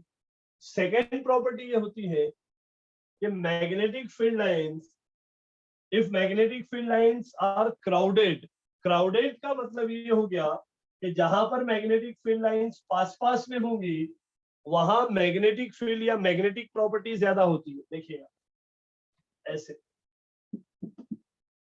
यहां पर आकर ये मैग्नेटिक फील्ड लाइन क्या हो रही है, पास पास में हो रही है, तो यहां पर मैग्नेटिक फील्ड ज्यादा होगी। और ये जो पॉइंट होगा सी, यहाँ पर ये दूर दूर है, तो यहाँ पर मैग्नेटिक फील्ड की वैल्यू क्या रहती है, कम रहती है। याद रखिए क्वेश्चन पूछा गया है मैग्नेटिक फील्ड लाइंस की प्रॉपर्टीज बताइए। तो एक पहली प्रॉपर्टी तो वो मूव करती है नॉर्थ से साउथ की तरफ और मैग्नेट के अंदर साउथ से नॉर्थ की तरफ। दूसरी प्रॉपर्टीज, जहां पर लाइंस पास पास में होंगी वहां मैग्नेटिक फील्ड की स्ट्रेंथ ज्यादा होगी और जहां दूर दूर होती है वहां मैग्नेटिक फील्ड की स्ट्रेंथ कम होती है। अगली प्रॉपर्टी ये होती है इसकी, two lines never intersect each other, मतलब दो लाइन कभी भी एक दूसरे को कट नहीं करती। सुना होगा आप लोगों ने ये भी कि दो मैग्नेटिक फील्ड लाइंस कभी भी एक दूसरे को इंटरसेक्ट नहीं करती, क्योंकि अगर वो इंटरसेक्ट करेंगी तो आपको पता है कि दो डायरेक्शन आ जाएंगी और एक पॉइंट पर मैग्नेटिक फील्ड की दो डायरेक्शन पॉसिबल नहीं होती है। तो इसलिए दो मैग्नेटिक फील्ड लाइंस कभी भी एक दूसरे को इंटरसेक्ट नहीं करती। समझ में आई बातें?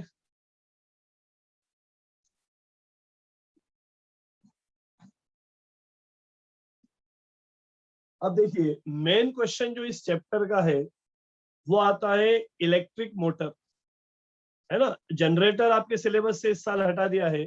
Generator, alternating current, DC current, उनमें डिफरेंस ये कुछ भी नहीं आएगा।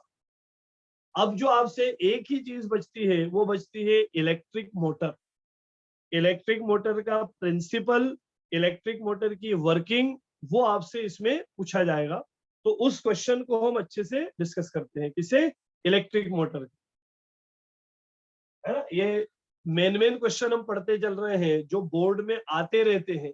Electric motor long answer type में आया हुआ है और इलेक्ट्रिक मोटर में उसका प्रिंसिपल पूछा जाता है और उसकी वर्किंग पूछी जाती है, इसकी इलेक्ट्रिक मोटर की। और इसमें एक रूल आता है फ्लेमिंग लेफ्ट हैंड रूल, वो भी मैं आपको क्लियर कर देता हूँ। ये बताइए आप लोग को कि समझ में आ रहा है कि नहीं आप लोगों को?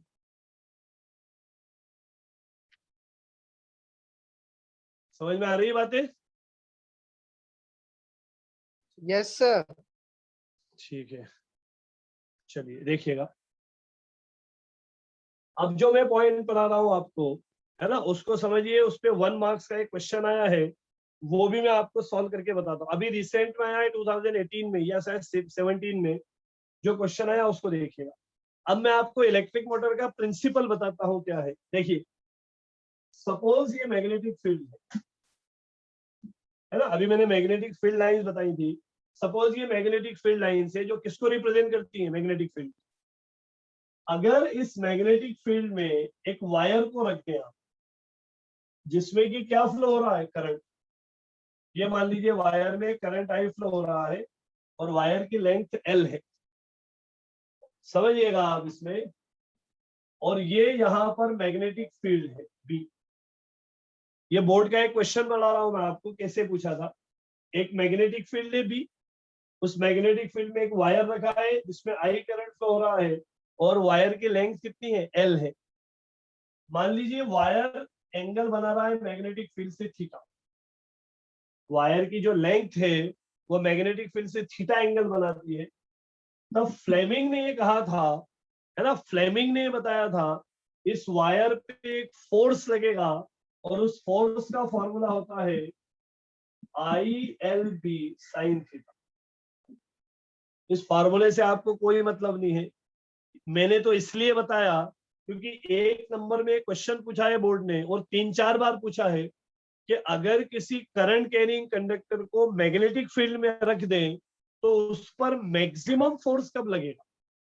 ये क्वेश्चन आप देखिएगा पिछले साल के पेपर्स में, तो उसको समझाने के लिए मैंने आपको ये फॉर्मूला लिखा है। ये 12th में आता है, अभी आपको फॉर्मूला याद नहीं रखना है, बस इतना याद रखिए थीटा क्या है। थीटा होता है वायर की लेंथ मैग्नेटिक फील्ड से जो एंगल बनाती है। अब अगर मैं आपसे ये पूछूं, देखो समझना ऐसे, अगर मैं आपसे ये कहूं कि वायर ऐसे रखा है, ये मैग्नेटिक फील्ड है और ये वायर रख दिया मैंने, ये वायर की लेंथ है L और वायर में करंट कितना फ्लो हो रहा है I, तो अगर आप अभी देखें तो ये वायर मैग्नेटिक फील्ड के पैरेलल हो गया है और पैरेलल अगर रख दिया तो थीटा की वैल्यू क्या हो जाएगी 0। अरे थीटा तो इसकी लेंथ और मैग्नेटिक फील्ड के बीच का एंगल है, थीटा 0 हो गया। तो अगर थीटा 0 हो गया तो आपने पढ़ा है साइन 0 0 होता है, साइन 0 0 होगा। इसका मतलब ये हुआ अगर किसी करंट कैरिंग वायर को मैग्नेटिक फील्ड के पैरेलल हम रख दें तब उस पर कोई फोर्स एक्ट नहीं करता है ना, ये फोर्स एक्ट नहीं करेगा। तो एक तो बोर्ड में ये क्वेश्चन पूछा जा सकता है कि कब किसी वायर पे फोर्स एक्ट नहीं करता है, तो जब वो उसके क्या रखा हो पैरेलल।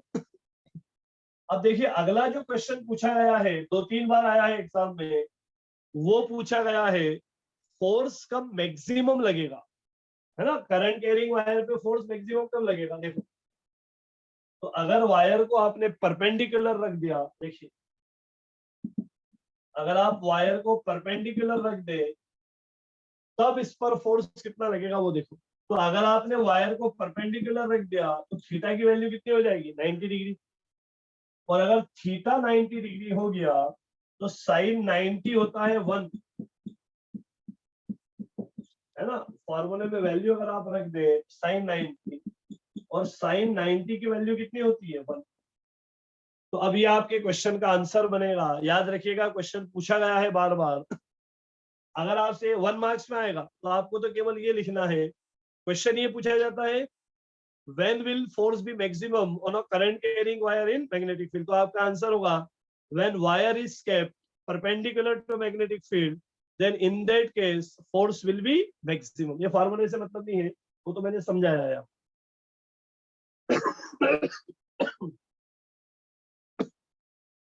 कुछ समझ में आया? अरे भाई समझ में आ रहा है कि नहीं आ रहा है? Yes sir. है ना, ठीक है। अब हम देखते हैं वो इलेक्ट्रिक मोटर क्या होती है। मोटर का पूरा क्वेश्चन मैं आपको समझाता हूँ। इलेक्ट्रिक मोटर करंट लोवेस्ट नहीं होगा भाई, किसी ने क्वेश्चन पूछा है करंट जब लोवेस्ट, करंट नहीं, फोर्स मिनिमम कब होगा, लोवेस्ट कब होगा या मिनिमम कब होगा, जब वो पैरेलल रखा रहे, क्योंकि पैरेलल वाले केस में एंगल 0 हो जाएगा और साइन 0 0 होता है तो फोर्स की वैल्यू 0। अब देखिए फ्लेमिंग ने इस फोर्स की डायरेक्शन निकालने के लिए एक रूल दिया था जो कहलाता है फ्लेमिंग का लेफ्ट हैंड रूल। तो फ्लेमिंग का left hand rule current carrying wire पे किसके लिए यूज होता है, डायरेक्शन निकालने के लिए, क्योंकि फोर्स वेक्टर क्वांटिटी है और वेक्टर्स में क्या होती है डायरेक्शन। तो फ्लेमिंग ने अपना रूल दिया था जो कहलाता है लेफ्ट हैंड रूल। मैं आपको समझाता हूं, देखिए फ्लेमिंग ने ये कहा था, एक तो डायग्राम देखो,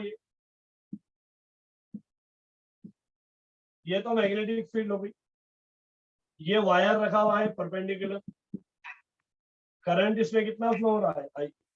अब मैं रूल समझाता हूं आपको, देखिए मार्कर से, देखिए इनको मार्कर से समझाऊंगा। ऐसे ये मार्कर आप लोगों की तरफ है, ये ऐसे और ये ऐसे, है ना, परपेंडिकुलर है। फ्लेमिंग ने कहा था आप आपकी लेफ्ट हैंड की फर्स्ट फिंगर, थंब और मिडिल फिंगर को क्या रख लो, परपेंडिकुलर। ये रख लिया आपने परपेंडिकुलर। अब फ्लेमिंग का लेफ्ट हैंड रूल ये कहता है अगर आपकी जो फर्स्ट फिंगर है वो मैग्नेटिक फील्ड को दिखाए, ये देखिए मैग्नेटिक फील्ड इधर है, आपकी जो मिडिल फिंगर है वो करंट की डायरेक्शन दिखाए, तो करंट ही आ रहा है आप लोगों की तरफ, समझिएगा इसे ऐसे। तो आपका जो थंब होगा, ये देखो ऊपर जा रहा है थंब, ये किसके डायरेक्शन दिखाएगा, फोर्स, है ना, समझो इसे। अगर फर्स्ट फिंगर मैग्नेटिक फील्ड की डायरेक्शन दिखाए, मिडिल फिंगर करंट की डायरेक्शन दिखाए, तब थंब जो होगा वो किसके डायरेक्शन रिप्रेजेंट करता है, फोर्स की।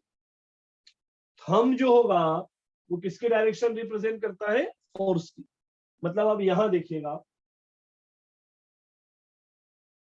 ये मैग्नेटिक फील्ड तो इस डायरेक्शन में है, ये फर्स्ट फिंगर मैग्नेटिक फील्ड को दिखाएगी, मिडिल फिंगर किसको रिप्रेजेंट करेगी, करंट को। ये करंट ऊपर जा रहा है, तो थंब किधर आ रहा है, अंदर की तरफ।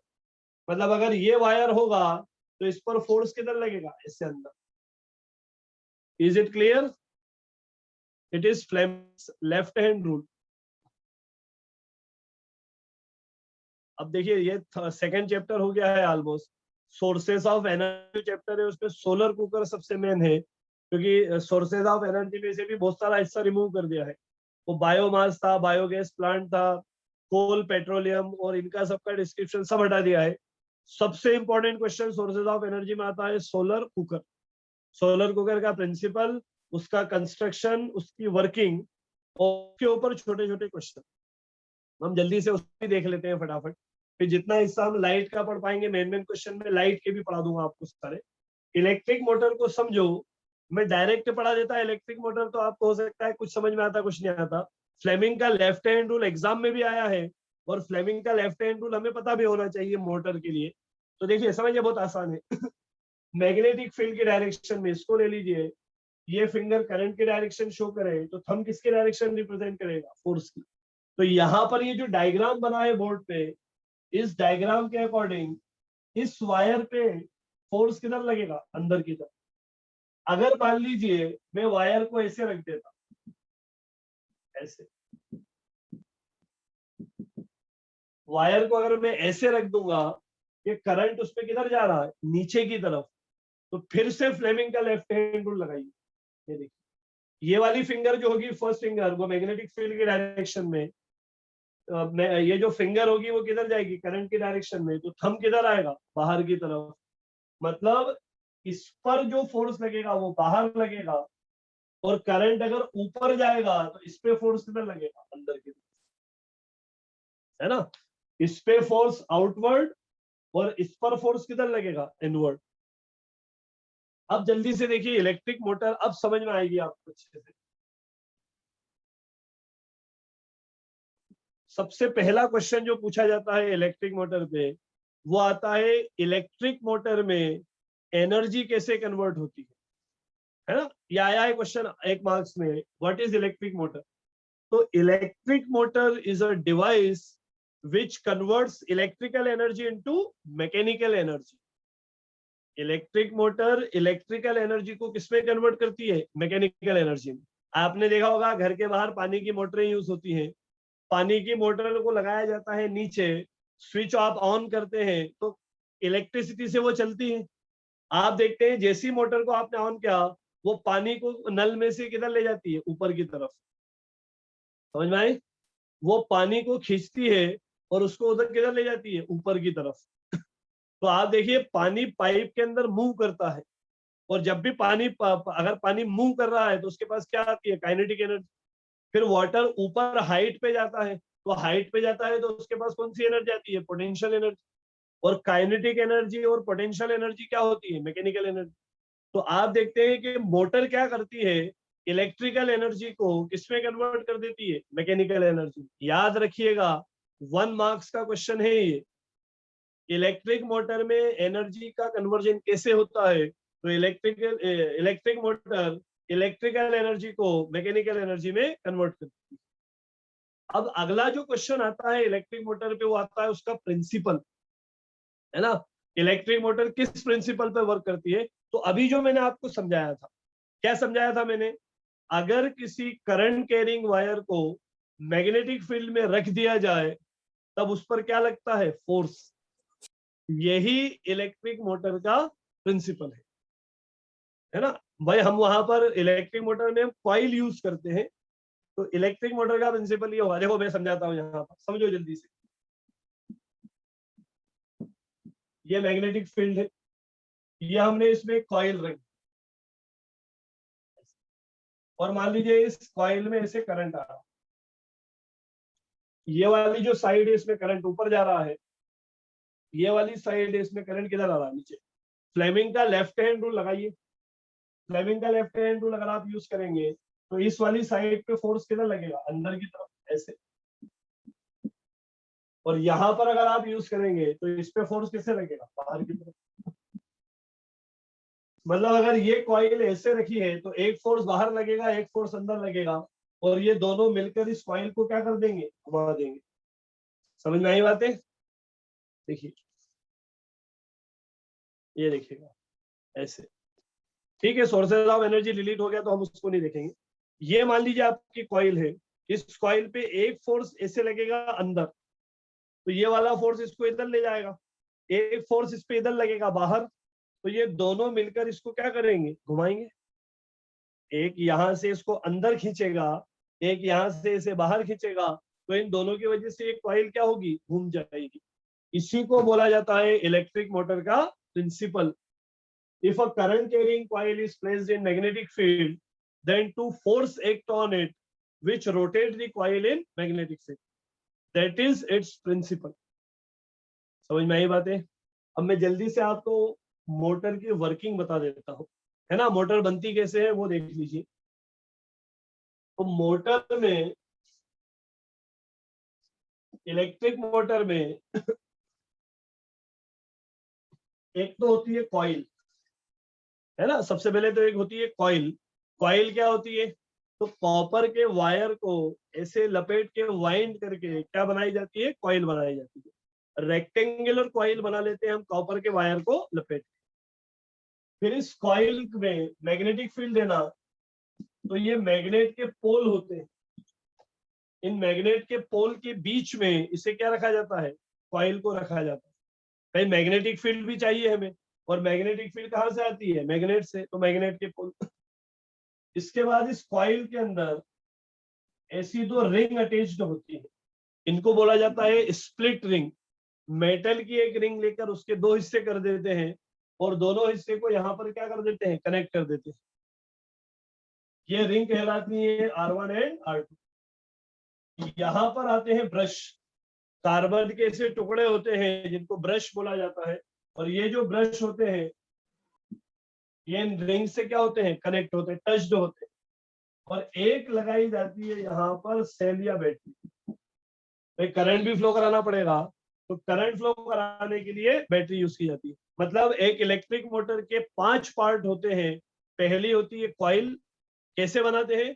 कॉपर के इंसुलेटेड वायर को वाइंड करके लपेट के रेक्टेंगुलर कॉइल बनाई जाती है, पहला। दूसरा, फील्ड मैग्नेट। फील्ड मैग्नेट का मतलब मैग्नेट के पोल्स यूज किए जाते हैं क्या जनरेट करने के लिए? Magnetic field. तीसरा पार्ट होते हैं इसके स्प्लिट रिंग्स। ये रिंग को मैंने R1 R2 कहा है। एक मेटल की पूरी रिंग लेके उसके 2 पार्ट कर लेते हैं, और 2 पार्ट जो होते हैं वो स्प्लिट रिंग कहलाती है। ये ब्रश होते हैं जो इन रिंग से क्या होते हैं? कनेक्टेड होते हैं। और एक बैटरी होती है जो करंट फ्लो कराएगी। अब जैसे ही आप करंट फ्लो कराएंगे, देखिए ये करंट फ्लो कराया, तो अभी फ्लेमिंग ने अपने लेफ्ट हैंड रूल में क्या बताया था? ये मैग्नेटिक फील्ड होगी। फ्लेमिंग का लेफ्ट हैंड रूल ये कहता है कि अगर आप इस तरह से लगाओगे फ्लेमिंग के लेफ्ट हैंड रूल को, तो इस वाली साइड पे फोर्स लगेगा अंदर की तरफ, और इस वाली साइड पे फोर्स लगेगा बाहर की तरफ। ये दोनों फोर्सेस मिलकर इस कॉइल को क्या कराएंगे? मैग्नेटिक फील्ड में रोटेट कराते हैं। तो ये कहलाता है इलेक्ट्रिक मोटर का प्रिंसिपल, और ये वर्किंग है इलेक्ट्रिक मोटर।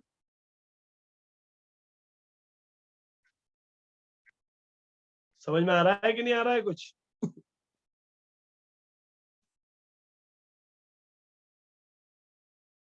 समझ में आ रहा है ये? है ना? थोड़ा सा हम स्पीडली ले रहे हैं क्योंकि हम रिवाइज कर रहे हैं इन चीजों को, है ना। मैं थोड़ा सा स्पीडली पढ़ा रहा हूँ तो इसलिए क्योंकि हम रिवीजन कर रहे हैं। फ्लेमिंग का रूल ये शायद आप लोगों को पता होगा। मैं इसका बेसिक समझा रहा हूँ आपको कि देखो मोटर में दो चीजें पूछी जाती हैं, एक तो मोटर का प्रिंसिपल और दूसरा मोटर की वर्किंग। तो मोटर का प्रिंसिपल अभी मैंने बताया, when a current carrying coil is placed in magnetic field, rotate the coil in magnetic, ये तो इसका प्रिंसिपल हो गया। वर्किंग क्या होगी? when current flows in coil, then by the Fleming's left hand rule, a force F will act in inward direction and another force F will act in outward direction. These two forces will rotate the coil in magnetic field. ये कहलाती है electric motor की working. समझ में आई बातें? तो ये सारा डिस्कशन इलेक्ट्रिसिटी का था। अब इलेक्ट्रिसिटी के बाद नेक्स्ट हम चलते हैं लाइट की तरफ। लाइट के भी कुछ क्वेश्चन हम डिस्कस कर लें। देखिए भाई, किसी ने क्वेश्चन पूछा है इलेक्ट्रोमैग्नेटिक इंडक्शन और फ्लेमिंग का राइट हैंड रूल। तो बेटा जनरेटर जो है या डायनामो जो है वो अब आपके सिलेबस में नहीं रहा है ना। मैं समझा देता हूँ, कोई इश्यू नहीं है। इलेक्ट्रोमैग्नेटिक इंडक्शन में कोई इश्यू नहीं है मुझे, पर अब वो आएगा नहीं एग्जाम में। जनरेटर नहीं आएगा एग्जाम में। और फ्लेमिंग का राइट हैंड रूल जो होता है वो उसमें यूज होता है इलेक्ट्रिक जनरेटर। तो इसलिए वो जनरेटर पूछा नहीं जाएगा, मोटर तक पूछेंगे उसमें। तो अब हम लाइट वाला हिस्सा देख लेते हैं, है ना, रिफ्लेक्शन वाला हिस्सा। तो देखिए लाइट की अगर आप बात करें रिफ्लेक्शन की, तो रिफ्लेक्शन में जनरली जो पूछे जाते हैं, अब इनिशियल का तो बेसिक है, what is reflection, angle of incidence, angle of reflection और वो लॉज ऑफ रिफ्लेक्शन, ये तो सब पढ़ने की चीजें हैं, ये तो सब कुछ नहीं आएगा एग्जाम में। जो पूछा जाता है वो पूछा जाता है स्फेरिकल मिरर। स्फेरिकल मिरर मतलब convex mirror and concave mirror. और उसमें भी आपने पढ़े होंगे इमेज फॉर्मेशन, है ना। ऑब्जेक्ट को इन्फिनिटी पे रखा जाएगा तो इमेज कहाँ बनेगी, ऑब्जेक्ट को सेंटर ऑफ कर्वेचर पे रखा जाएगा तो इमेज कहाँ बनेगी, ऑब्जेक्ट को दोनों के बीच में रखा जाएगा सेंटर ऑफ कर्वेचर और फोकस के, तो इमेज कहाँ बनती है। लेकिन इसमें दो केस सबसे ज्यादा पूछे गए हैं, वो मैं आपको बताता हूँ, है ना। किसमें? कॉन्केव मिरर में। देखिए कॉन्केव मिरर में एक केस तो ये पूछा जाता है, अगर किसी ऑब्जेक्ट को आपने सेंटर ऑफ कर्वेचर पर रखा है तो उसकी इमेज कहाँ बनती है और क्या साइज रहती है इमेज की, वो सब। तो देखिए ये सपोज कॉन्केव मिरर, ये इसका पोल है, ये फोकस है, ये सेंटर ऑफ कर्वेचर है ना। Very good. ये हमने एक ऑब्जेक्ट ले लिया है AB। तो एक बात का ध्यान रखना है, अगर किसी ऑब्जेक्ट को सेंटर ऑफ कर्वेचर पर रखा जाएगा तो उसकी इमेज भी कहाँ बनती है? सेंटर ऑफ कर्वेचर पर। हमेशा साइज ऑफ इमेज और साइज ऑफ ऑब्जेक्ट क्या होती है? बराबर। देखिए मैं ये जो रिफ्लेक्शन से जो बेसिक थे उनमें से क्वेश्चन नहीं आता है एग्जाम में, व्हाट इज रिफ्लेक्शन और लॉज ऑफ रिफ्लेक्शन और ये सब ये नहीं पूछता है कोई भी। डायरेक्ट क्वेश्चन आते हैं इमेज फॉर्मेशन से। और कॉन्केव मिरर में दो स्पेशल केस है जिन पे ज्यादातर क्वेश्चन पूछे गए हैं। एक तो ये होता है सेंटर ऑफ कर्वेचर का। आपसे ये बोला जाएगा N object is placed on centre of curvature before a concave mirror, और रे डायग्राम बनाइए और ये बताइए कि इमेज कहाँ बनती है। तो इसमें रे डायग्राम थोड़ा सा टिपिकल होता है। टिपिकल इसलिए होता है क्योंकि जब ऑब्जेक्ट को सेंटर ऑफ कर्वेचर पे रखेंगे तो उसकी इमेज भी कहाँ बनती है? सेंटर ऑफ कर्वेचर पर ही। तो इसलिए आपको मैं तरीका सिखाता हूं बनाने का, क्वेश्चन है ना, इसको कैसे बनाएंगे। तो अब आपको ये तो पता लग गया, ऑब्जेक्ट को सेंटर ऑफ कर्वेचर पे रखोगे तो इमेज भी कहाँ बनती है? Centre of curvature. और ऑब्जेक्ट की हाइट और इमेज की हाइट क्या होती है? बराबर होती है। तो आप एक काम कीजिए, ये यहाँ पर बना दीजिए इमेज। ये एग्जाम में आएगा रे डायग्राम बनाने को, है ना। एग्जाम में ऐसे आता है कि डायग्राम बनाइए, तो जितनी स्केल लीजिए आप और स्केल से जितनी हाइट आपने ऑब्जेक्ट की ली उतनी हाइट की क्या बना दीजिए इमेज। अब देखिए रे डायग्राम बनाना है, तो एक लाइट तो पैरेलल ले लीजिए। पैरेलल लाइट कहाँ से पास हो जाएगी, फोकस से। ये देखिए, इसे देखिए,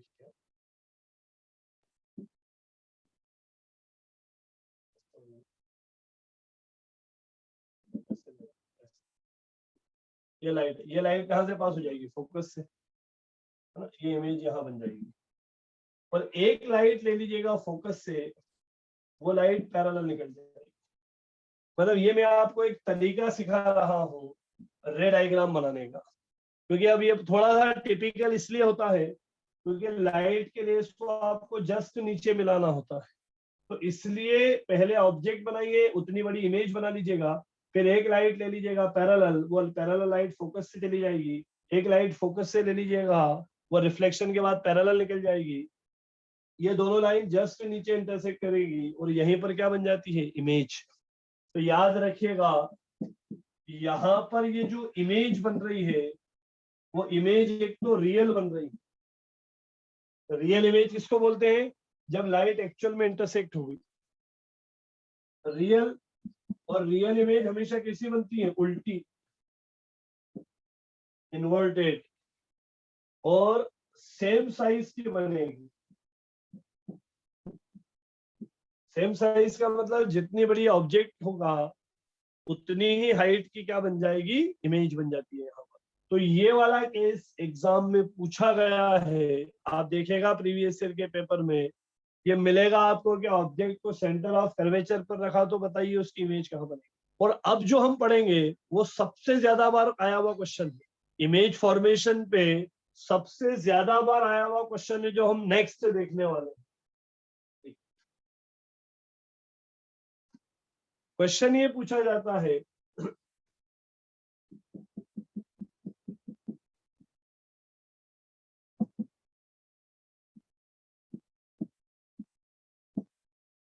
अगर किसी ऑब्जेक्ट को पोल और फोकस के बीच में रख दे, ये याद रखिएगा, इसके ऊपर कई बार पूछा गया क्वेश्चन है, मैं बार बार कह रहा हूं आपसे। अगर if an object is placed between pole and focus of a concave mirror, concave mirror के पोल और फोकस के बीच में अगर ऑब्जेक्ट होगा तब उसकी इमेज कहाँ बनती है, ये मालूम करना है। देखिए एक लाइट तो ले लीजिएगा पोल पे, पोल वाली लाइट तो ऐसे चली जाएगी रिफ्लेक्ट होकर। एक लाइट ले लीजिएगा पैरेलल, पैरेलल लाइट कहाँ से चली जाएगी, फोकस से होगी। भाई दो लाइट की रेज लेना है हमें, है ना, दो लाइट की रेज लेना है। एक लाइट तो पैरेलल ले लो, पैरेलल लाइट फोकस से होकर चली जाएगी। आप चाहे तो एक लाइट सेंटर ऑफ कर्वेचर से भी पास करा सकते हैं, मतलब आप ये लाइट भी ले सकते हैं, ये वाली लाइट ऐसे ही आएगी और ऐसे निकल जाएगी, ऐसे। ये वाली रे भी आप ले सकते हैं, किताबों में ये दोनों रे दी जाती है और कुछ किताबों में ये भी दी जाती है, आप जो चाहें वो ले सकते हैं। अब देखिए इधर जाने पे तो ये फैल रही है, डाइवर्ज हो रही है, तो इधर तो कहीं मिलेंगी नहीं वो। तो अगर आप इन्हें पीछे बढ़ा ले ऐसे, तो ये यहां मिलती हुई दिखती है, एडेश विदेश। अब देखो बिहाइंड द मिरर मिल रही हैं, और बिहाइंड द मिरर जो कुछ भी होता है वो वर्चुअल होता है। तो पहली चीज तो ये इमेज जो बनती है वो इमेज किससे बनती है, वर्चुअल। और वर्चुअल इमेज जो बनती है वो सीधी बनती है, सीधी इमेज को बोला जाता है इरेक्ट, है ना। वर्चुअल इमेज बनेगी, इरेक्ट बनती है।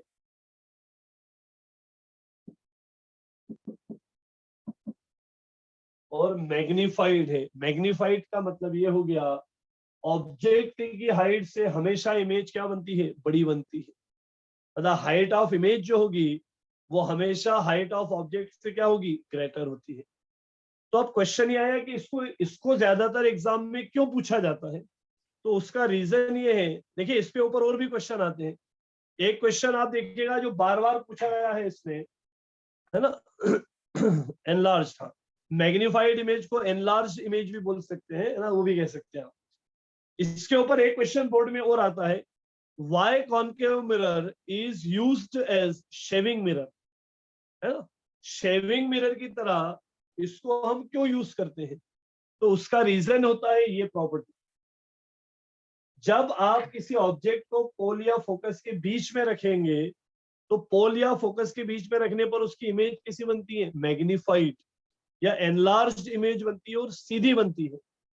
तो शेविंग मिरर के तौर पे उसको इसलिए यूज किया जाता है ताकि हमारा ये जो फेस है, इस फेस की इमेज कैसी बन जाए? बड़ी बन जाए, है ना?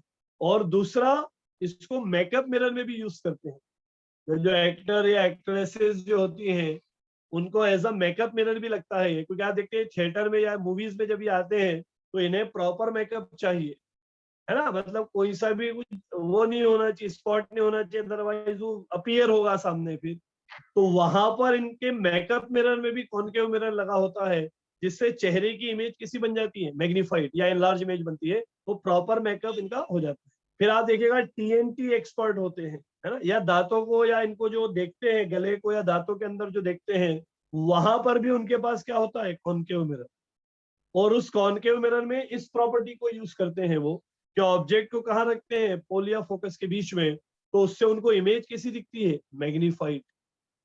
तो ये जो प्रॉपर्टी है कॉनकेव मिरर की, इसका डेली लाइफ में एप्लीकेशन बहुत ज्यादा है, इसलिए ये अधिकतर पूछा गया है। रे डायग्राम आता है, फिर ये पूछा जाता है इमेज का नेचर क्या होगा, तो image will be virtual, erect image बनती है मतलब सीधी बनेगी, और मैग्नीफाइड या एनलार्ज इमेज मिलेगी आप लोगों को। समझ में आई बात? अच्छा, लाइट में एक चीज और इन्फॉर्म कर दूं मैं, कि वो जो डिफेक्ट्स ऑफ आईज थे, हाइपरमेट्रोपिया, मायोपिया, और आपका जो आई का स्ट्रक्चर था पूरा, वो सब रिमूव कर दिया है इस बार से, है ना? वो कुछ भी नहीं आएगा, डिफेक्ट विफेक्ट कुछ भी नहीं पूछे जाएंगे इसमें से। आई थिंक एप्लीकेशन वाले पार्ट भी हटा दिए हैं। लेंस और मिरर के एप्लीकेशन जो है वो भी मैंने तो इसलिए समझाया आपको क्योंकि ये डायग्राम आता है एग्जाम में बनाने को, इसलिए आता है। अदरवाइज लेंस के एप्लीकेशन, मिरर के एप्लीकेशन, वो भी सब हटा दिए गए हैं, है ना? तो चलिए आगे देखते हैं हम इसमें।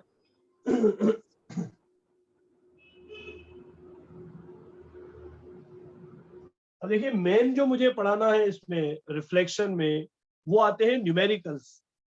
क्योंकि ज्यादातर स्टूडेंट को मैं इतने टाइम से पढ़ा रहा हूँ, ज्यादातर स्टूडेंट को साइन लेने में बहुत दिक्कत आती है, कब पॉजिटिव लेना, कब नेगेटिव लेना है। साइन कन्वेंशन में बड़ी प्रॉब्लम रहती है, और न्यूमेरिकली सेक्शन से पूछे गए हैं 2 मार्क्स 3 मार्क्स में। तो मेन तो हमें वो देखना है। क्या टाइम हो चुका है शायद, है ना? टाइम हो गया है। चलिए, तो न्यूमेरिकल रह गए। लेंस और मिरर के जो न्यूमेरिकल्स थे, थोड़ा सा हिस्सा वो हमारा रह गया इसमें कुछ, है ना? आगे तो हमने मेन जो आया है वो पढ़ा है अधिकतर। तो अब देखिए, फिर कभी अगर क्लास रहेगी बाई चांस और लगती है, तो मैं आपको इसके न्यूमेरिकल वाला पोर्शन जो है लेंस और मिरर का, वो हम फिर बाद में कवर करेंगे इसके अंदर, है ना? चलिए ठीक है।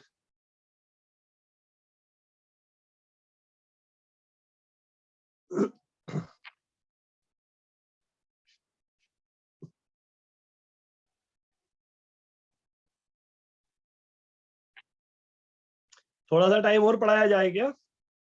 आप कहें तो न्यूमेरिकल करा देता हूं मैं आपको मिरर के ऊपर, है ना? मिरर जो है उन मिरर पे न्यूमेरिकल बता देता हूं आपको, है ना? चलिए ठीक है। समझिए, इसमें देखिए, न्यूमेरिकल में अगर आपको, रुकिए 2 मिनट।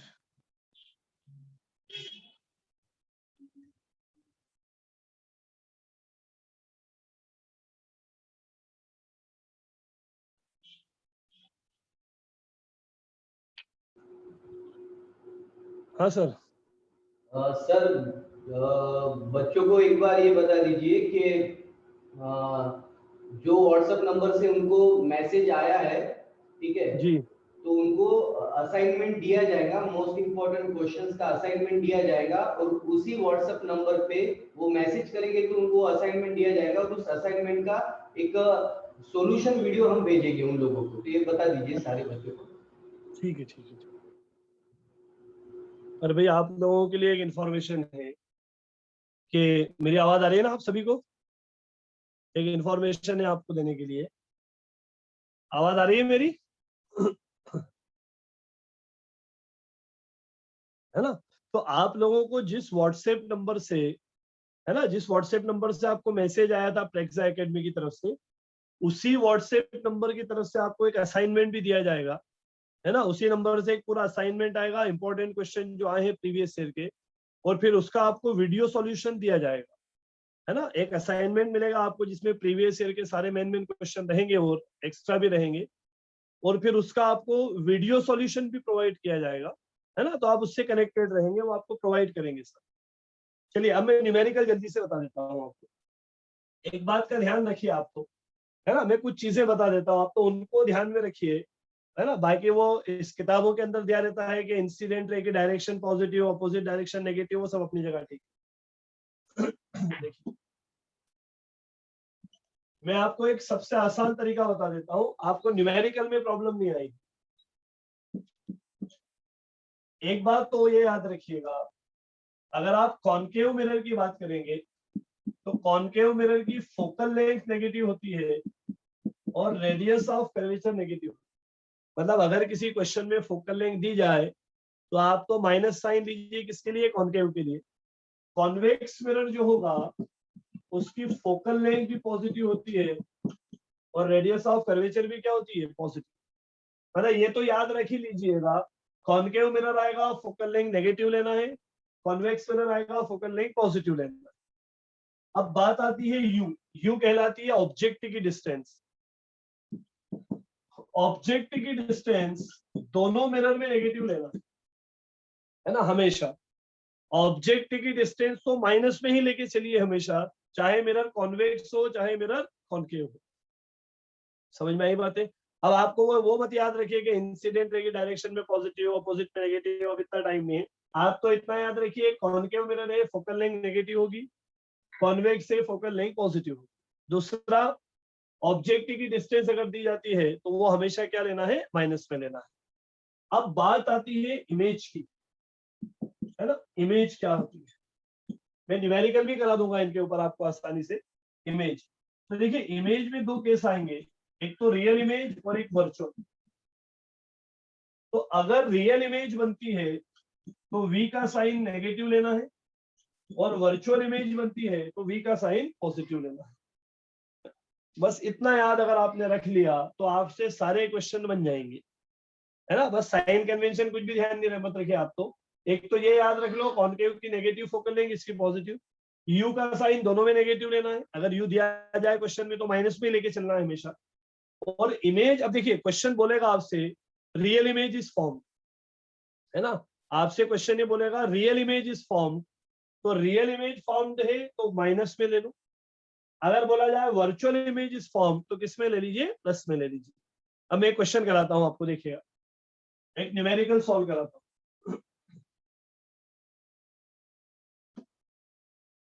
क्वेश्चन सुनिए पहले, तो लिखने के बजाय अपन सुन लेते हैं उससे। देखिए मिरर फॉर्मूला आपको पता होगा, मिरर फॉर्मूला होता है 1/u प्लस 1/, है ना। 1/f equal 1/u plus 1/v। और एक आता है मैग्निफिकेशन फॉर्मूला। मैग्निफिकेशन होता है height of image upon height of object, और इसी को आप लिख सकते हैं -v/u, है ना। ये फॉर्मूला आपको पता होना चाहिए न्यूमेरिकल बनाने के लिए। इट इज मिरर फॉर्मूला और इट इज मैग्निफिकेशन फॉर्मूला। अब देखिए क्वेश्चन कैसे आते हैं। आपसे बोला जाएगा एक कॉनकेव मिरर, में डायग्राम बना देता हूं।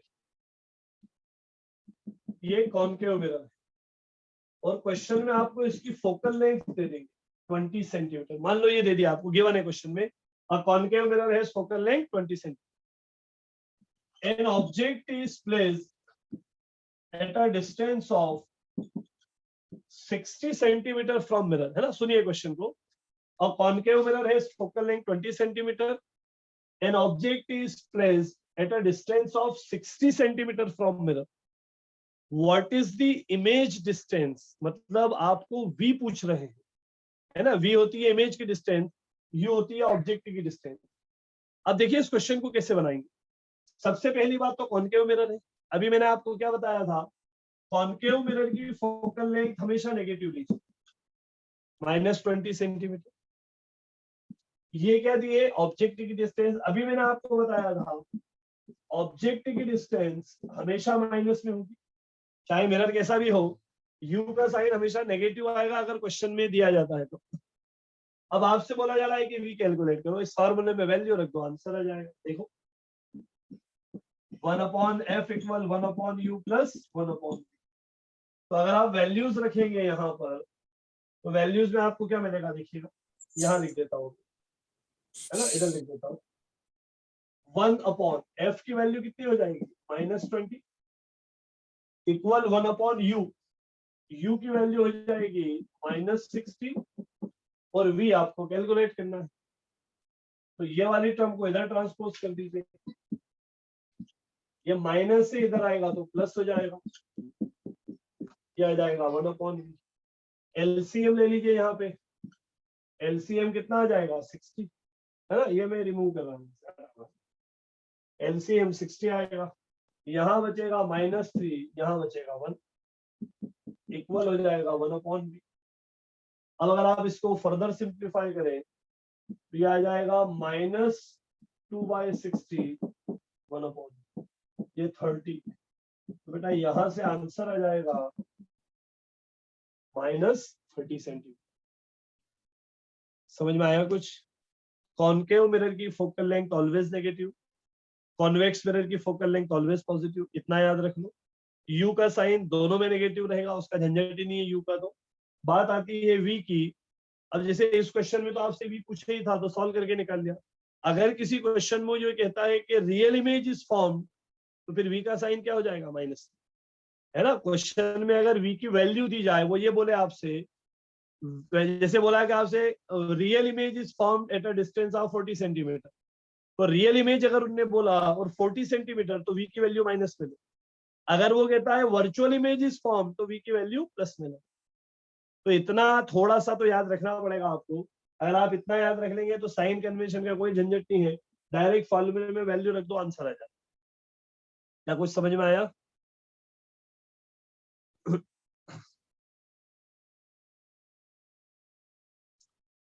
चलिए, तो देखिए, अब कभी मान लीजिए बाई चांस और कभी टाइम रहा या एक आध सेक्शन और अगर रहता है, एक सेक्शन और अगर बाद में कभी मिलता है तो फिर हम इसमें कभी देखेंगे, है ना। इसके आगे वैसे तो लगभग पूरा हो गया है, लेंस वेंस में कुछ थोड़ी बहुत चीजें बचती हैं, है ना, तो फिर हम कभी देख लेंगे बात। ठीक है, तो थैंक यू वेरी मच सुनने के लिए, है ना। अच्छा लगा आप लोगों को पढ़ाकर और आई होप आपका बेस्ट के लिए हम करते हैं, है ना, कि आप लोगों का बोर्ड का भी रिजल्ट सबसे बढ़िया रहे, है ना। जितने भी स्टूडेंट आप 10 बोर्ड के लिए अपीयर हो तो आप टॉप करें अपने अपने बोर्ड में और आपका रिजल्ट बहुत अच्छा रहे, है ना। तो बेस्ट ऑफ लक एग्जाम के लिए।